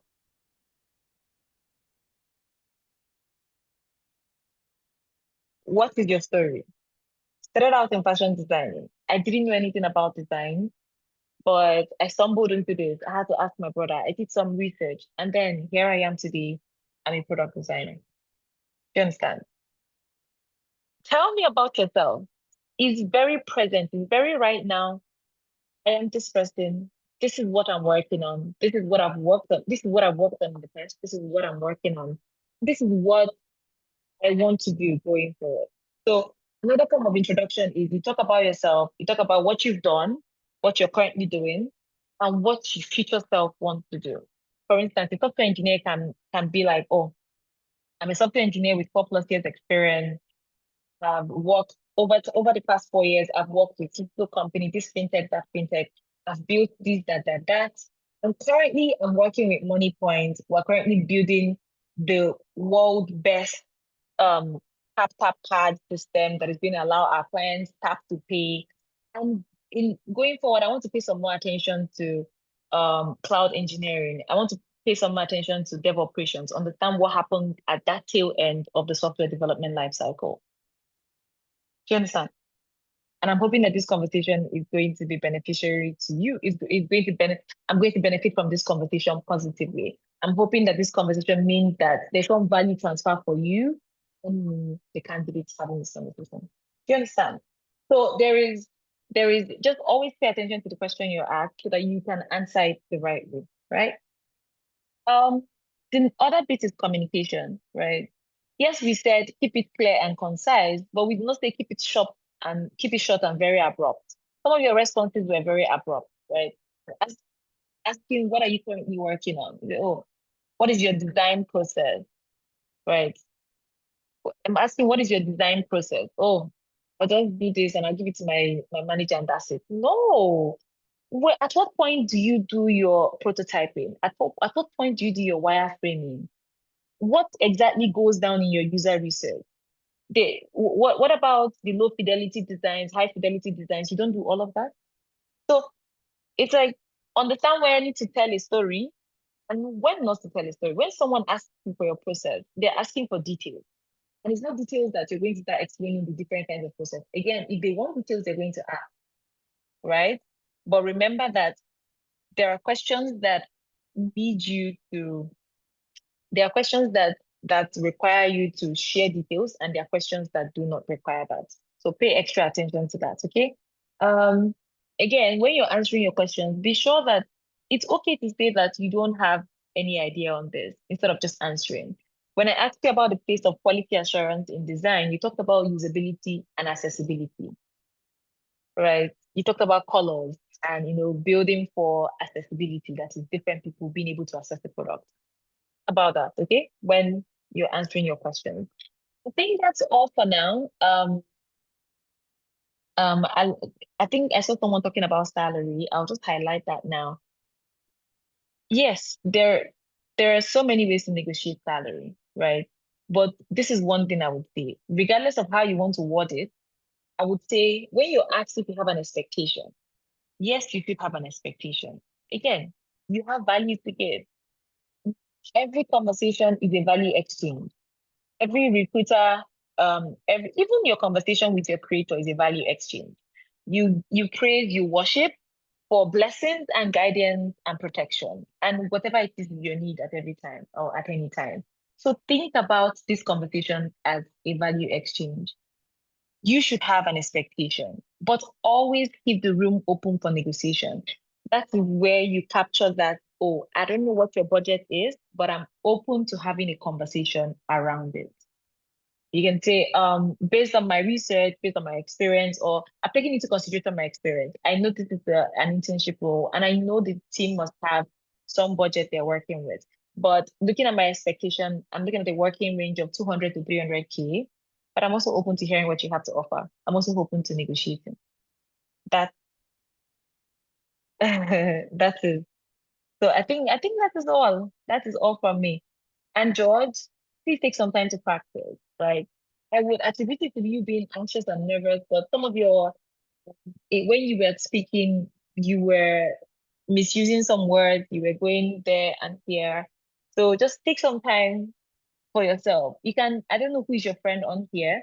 You can speak to someone, do mock sessions with someone, let them hear you speak, let them hear you speak, let them correct you, right?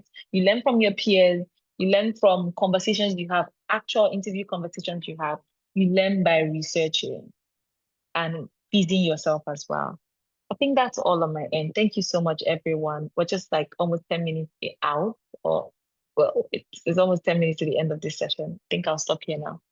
Thank you, George. Thank you, everyone. Thank you, George and Precious and Joseph for really getting the courage to come and do this. I was seeing people dropping some comments in the chat and I was like, I wish I can bring you on stage right now and you see how you perform. So you guys did amazing. This was really nice. And I have to say that I reached out to everyone today. No one was prepared. I reached out to everyone today and I just gave them a brief of what to expect. There was not so much time for preparation. So I just want to thank them for taking this initiative, coming and helping us to learn. So we don't have so much time left. I will just let Daisy do a bit of the presentation she wanted to take us through. And there, I think we have 8 minutes left, but we can maybe add a few minutes because this is a one-time chance. We get to meet a very experienced person like Adeze. I think you guys had her comments. It was very constructive, very straightforward. So we prolonged a little bit, unless maybe Adeze is not available, but we can add a few minutes just to make sure that we share the needed information. So Adeze, I can let you go quickly through the presentation and we can wrap up later. Okay, let me share my screen real quick. Thank you so much, Sandrine. Thank you, everyone. I can see the comments. Thank you. I am actually happy that we found some value through this conversation. All right. I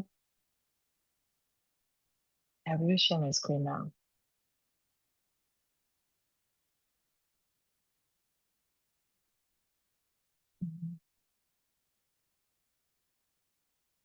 One minute.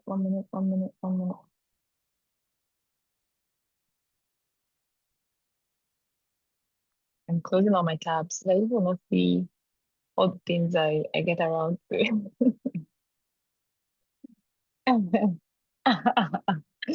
Okay.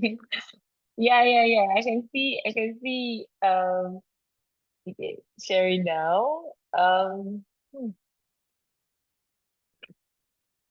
Okay. I'm sure you can see my screen. You're still laughing at me. Wow, you guys.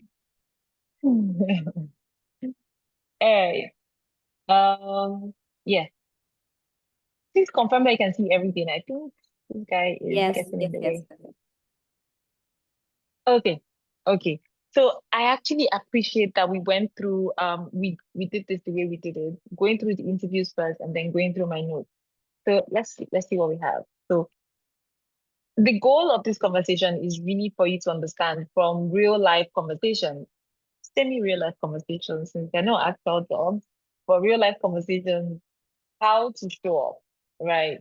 And not just show up, how to show out and succeed. Okay? All right, let's do this. Oh no. Okay. So why are interviews important? And why are they even more important right now? Right.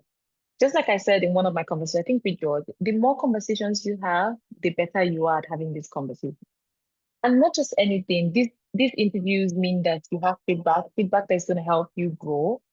And in turn, you build confidence. How do you build confidence? From the constant reminder that you are really good at what you do and you are who you say you are, right? I'm a cloud engineer, I'm a builder, I'm a data analyst, I'm a software engineer, I'm a mobile engineer, all of that.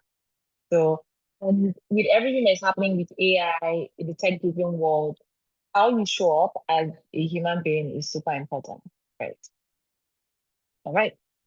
So now, taking it back to some of the questions I asked, yeah. Aside from what have you built, aside from the job description you're looking at, what you have built, questions you get, the tools you work with, questions you get. Hiring managers are looking for performance, right? Now, don't misconstrue performance. Performance in this case, or in your case, is what have you done? And now, taking away from what have you done, and when I say what have you done is real life application or some application of the skill you say you have. And can you actually deliver if we put you in an actual simulation to deliver? So that's it. But as a growing professional, performance in this case would be, you have done this work here. Can you replicate the same if you join my team? And now they say teamwork makes the dream work. And at the Valley, we always say, let's come together and make magic. Can you collaborate and communicate clearly? Working with people, are you sure that you can show up? Are you sure that you can put all the musings aside and actually get the work done? That is something to pay attention to. And growth mindset, you don't know it today. Are you willing to learn? What do you know now? And what have you learned in the little time that you have? Remember our conversation with Joseph. He's such an overachiever. He's learning this, he's doing this.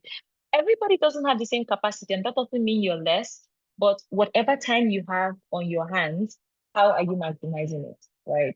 Do you even understand the length and breadth of what you do? The details of it, the very little things that make up what you do as a data analyst and make up what you do as a product manager. Some of these things are super important. And as you can see on my screen, it says, think of yourself as a solution, not just a candidate. Value. If you think of yourself as someone who has value to give, even as someone who has 1 month experience, you would do so much more. You would show up a lot more differently. And I think you would actually show up better, because if you agree that you have so much value to give, if you agree and you know that you are more a solution, think of it this way. Why is a company hiring? They have a need. And this need, and in this competition, because they have the capacity to fill this need. That's it, solution. Okay. Please let me know that you're with me so that I'm not going too fast. I know we have just 3 minutes. So I'm trying to make sure that I'm moving as fast as I can. Thumbs up if you can. I can see it. Okay. Okay, that's fine. So the world is gradually moving away from just a skill-based hiring. There's also the performance-based hiring. The skill is what you know, right? Which is what Old School is doing for you, which is what your capstone projects are doing. Old School basically is doing for you. Then your capstone project is your performance. What have you done with that knowledge that you've gained? Your volunteering work is your performance. What have you done with that? Even personal project you build on your own. I remember Joseph saying he has a to-do list app. I remember Precious saying she has she's building is it Laborly? Yes, I think that's what it is. Currently building Laborly. And that is you taking the skills you have and putting it into actual use, translating it to value. That means that anybody who picks up your tool, anybody who picks up your product can see the labor of love that was put into building that.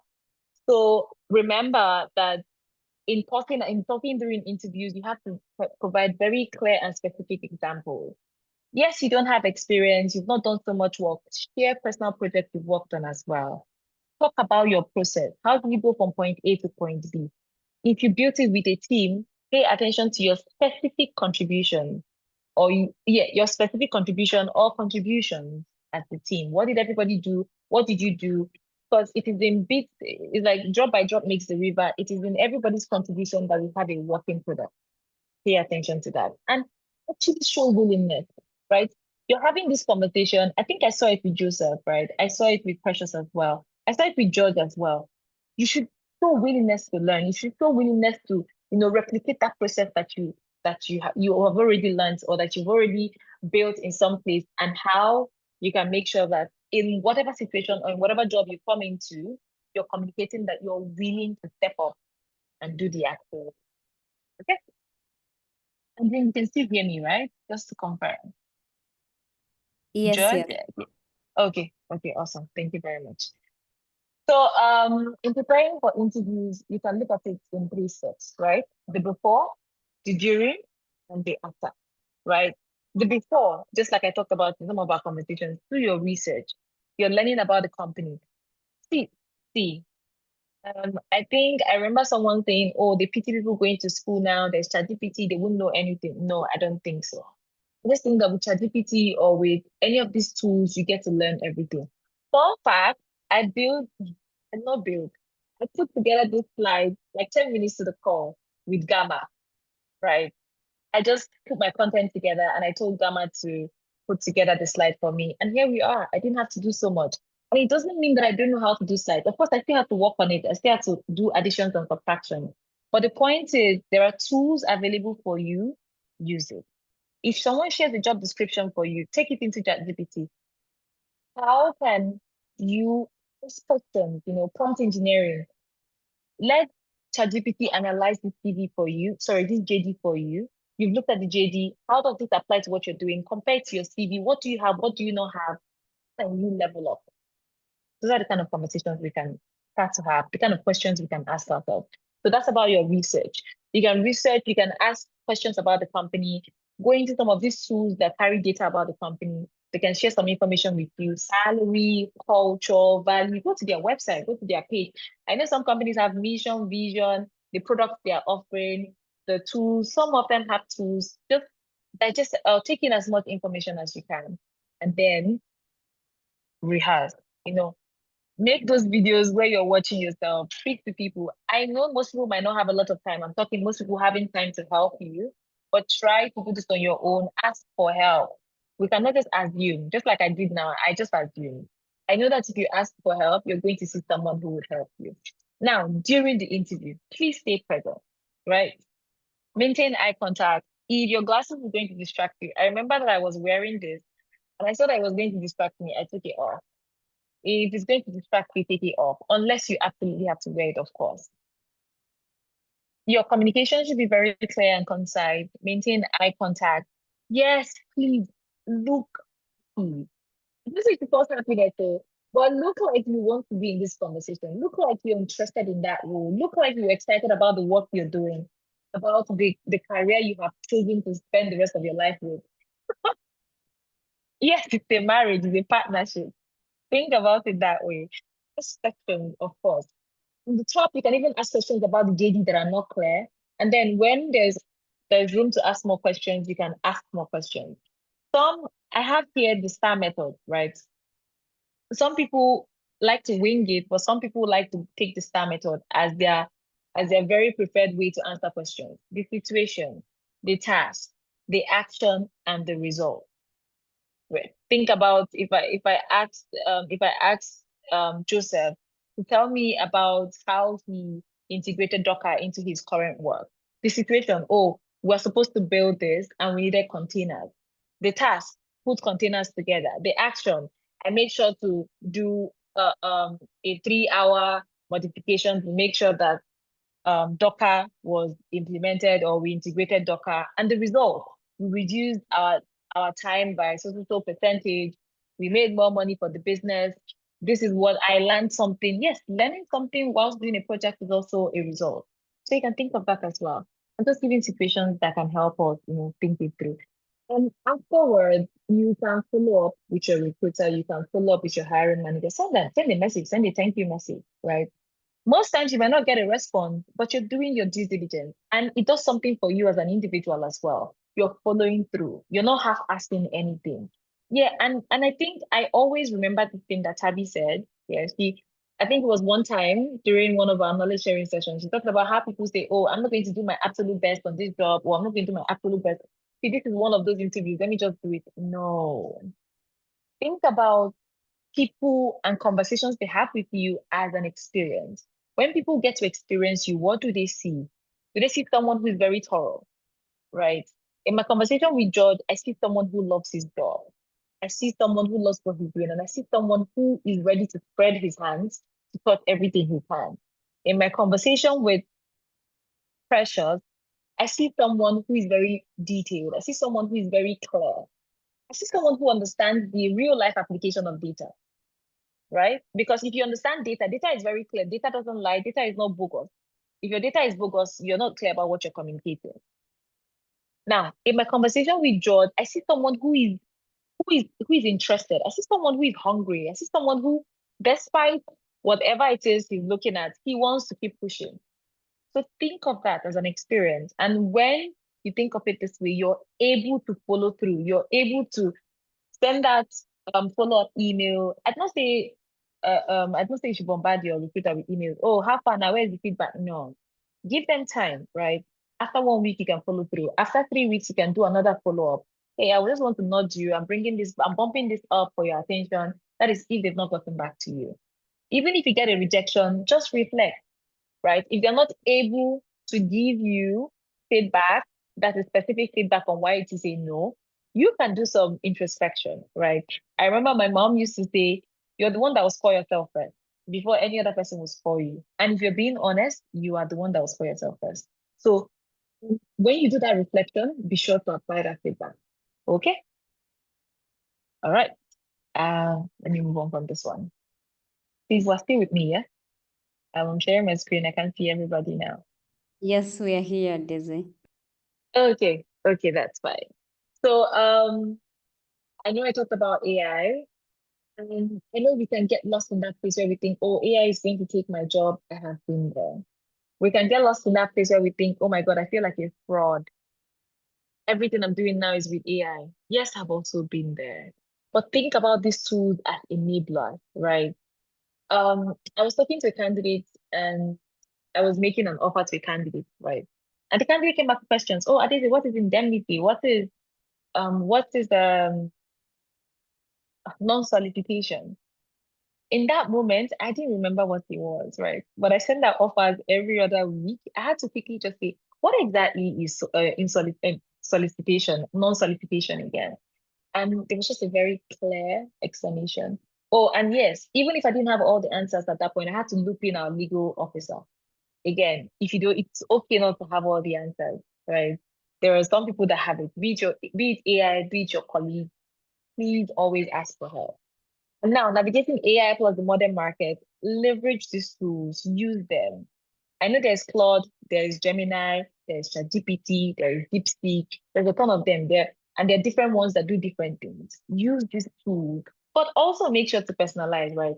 Context is very important. You don't want to send someone an email and the email is reading, oh, thank you very much for helping me meet. Thank you very much for making sure I met the team. But you've not met the team because AI gave you, I met the team, and you just put it there. Context is very important. Use this tool and make it your own. I know with ChatGPT now, you can tell it how to act with your brand voice or how you communicate. It doesn't have to be something bogus. It can be very simple and very clear. So please use this tool, right? The second would be learn prompt engineering. Even me, as much as I think I am using the tool, every other day I still have to learn prompt engineering. And I saw one video where someone was saying, that in communicating with AI, you have to give it context. First of all, you have to tell it what role to play, give it context, tell it what exactly you want, and then tell it how to give it to you.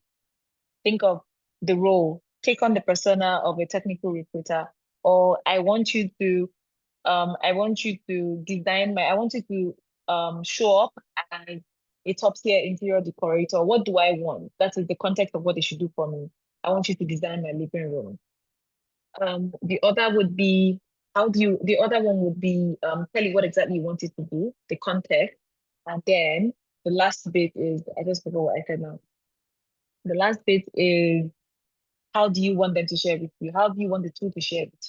You want it in an email? Do you want it in a sheet? Do you want it just share data with me?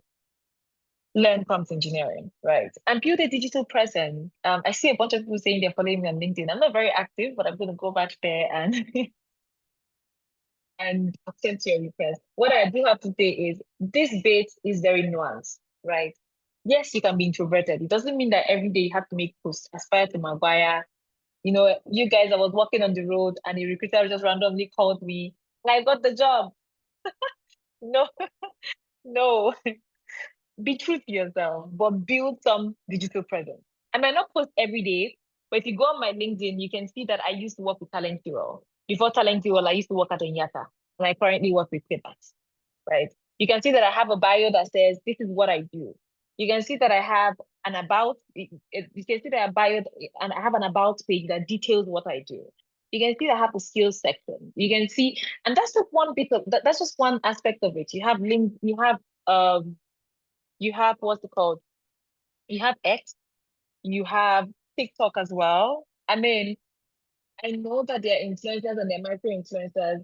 You can just take up that space to talk about what you do as much as you can, but just make sure that, I think it was Adewale that taught me that Adewale kept on yabbing me about it. That my name on Twitter, as at the time, is different from my name on Instagram and my name on LinkedIn.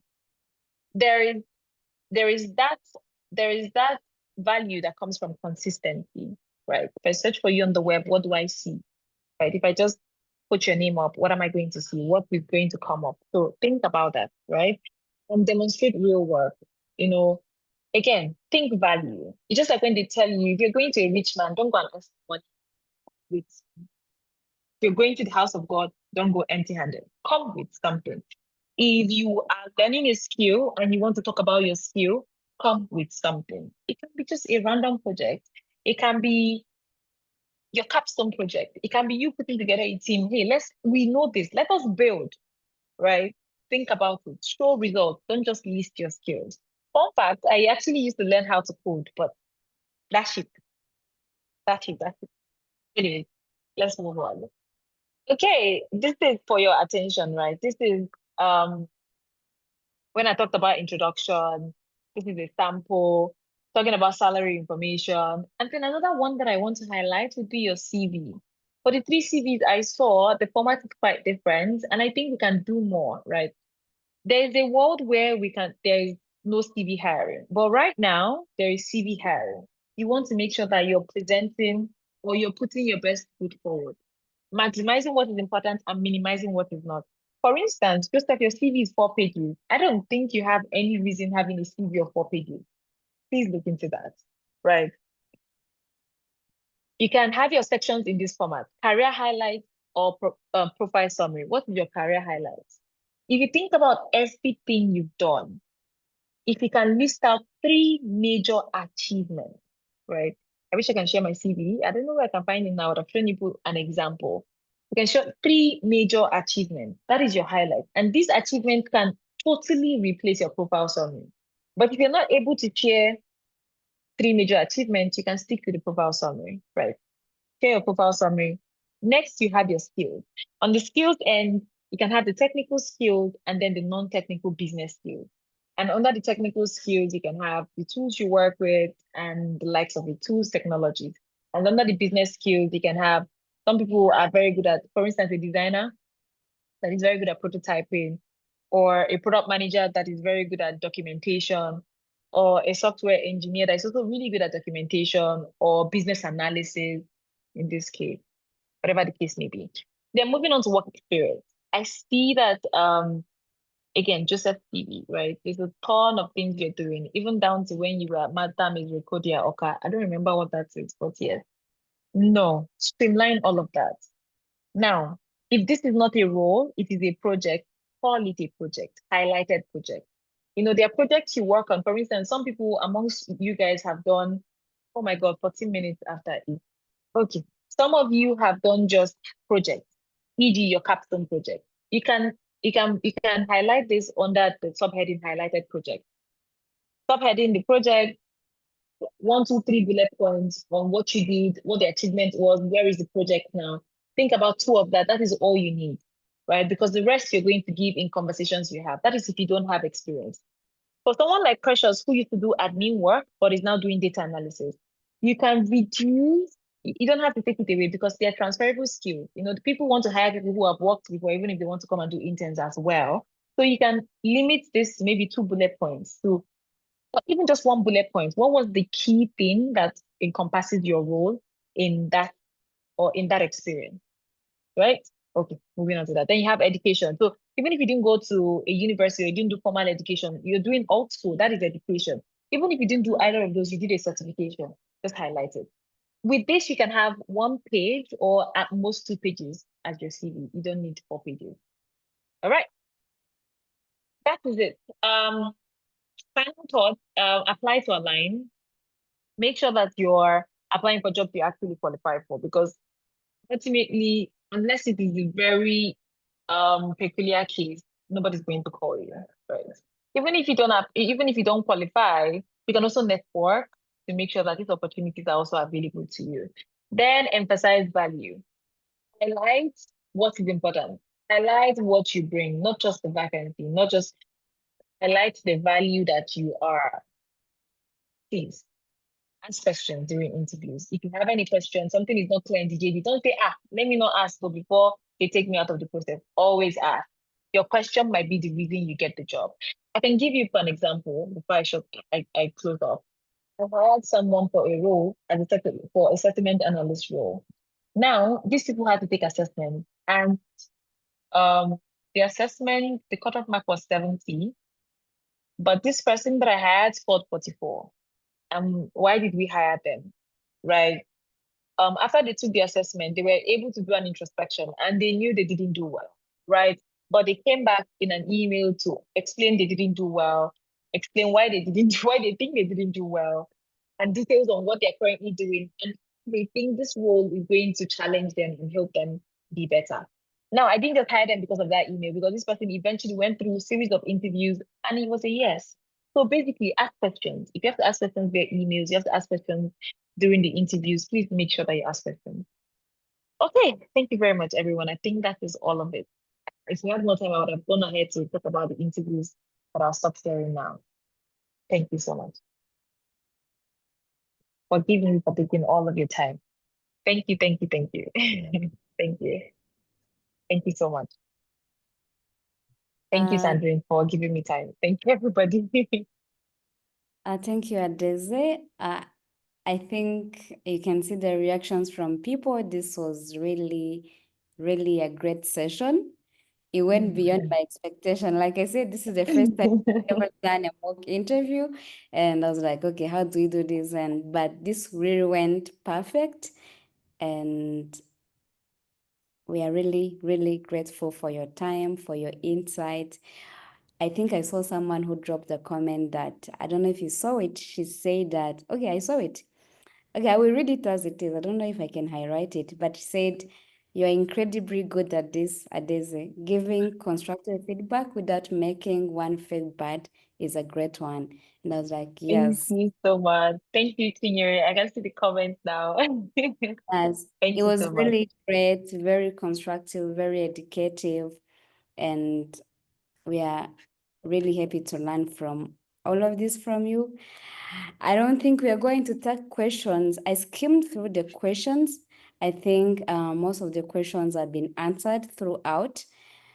So please, for the sake of time, We are not going to take questions. If there are any burning question, please send it to me via my email, and I will send you the answer.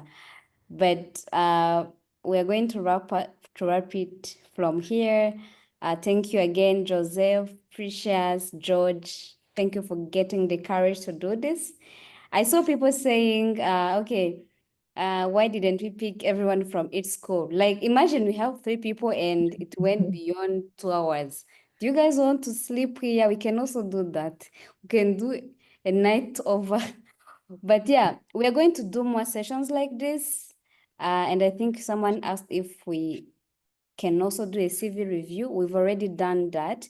So what I'm asking you guys, please, both these sessions have been recorded and there are recordings for it. Take your time, go through them when you have enough time. Work on your CV. Please, I'm begging you, work on your CVs. I'm going to forward the session we did on CV reviewing. Please work on your CVs, and also please come back to this session and learn about all the tips at your time. So without taking more time, thank you again, Adeze.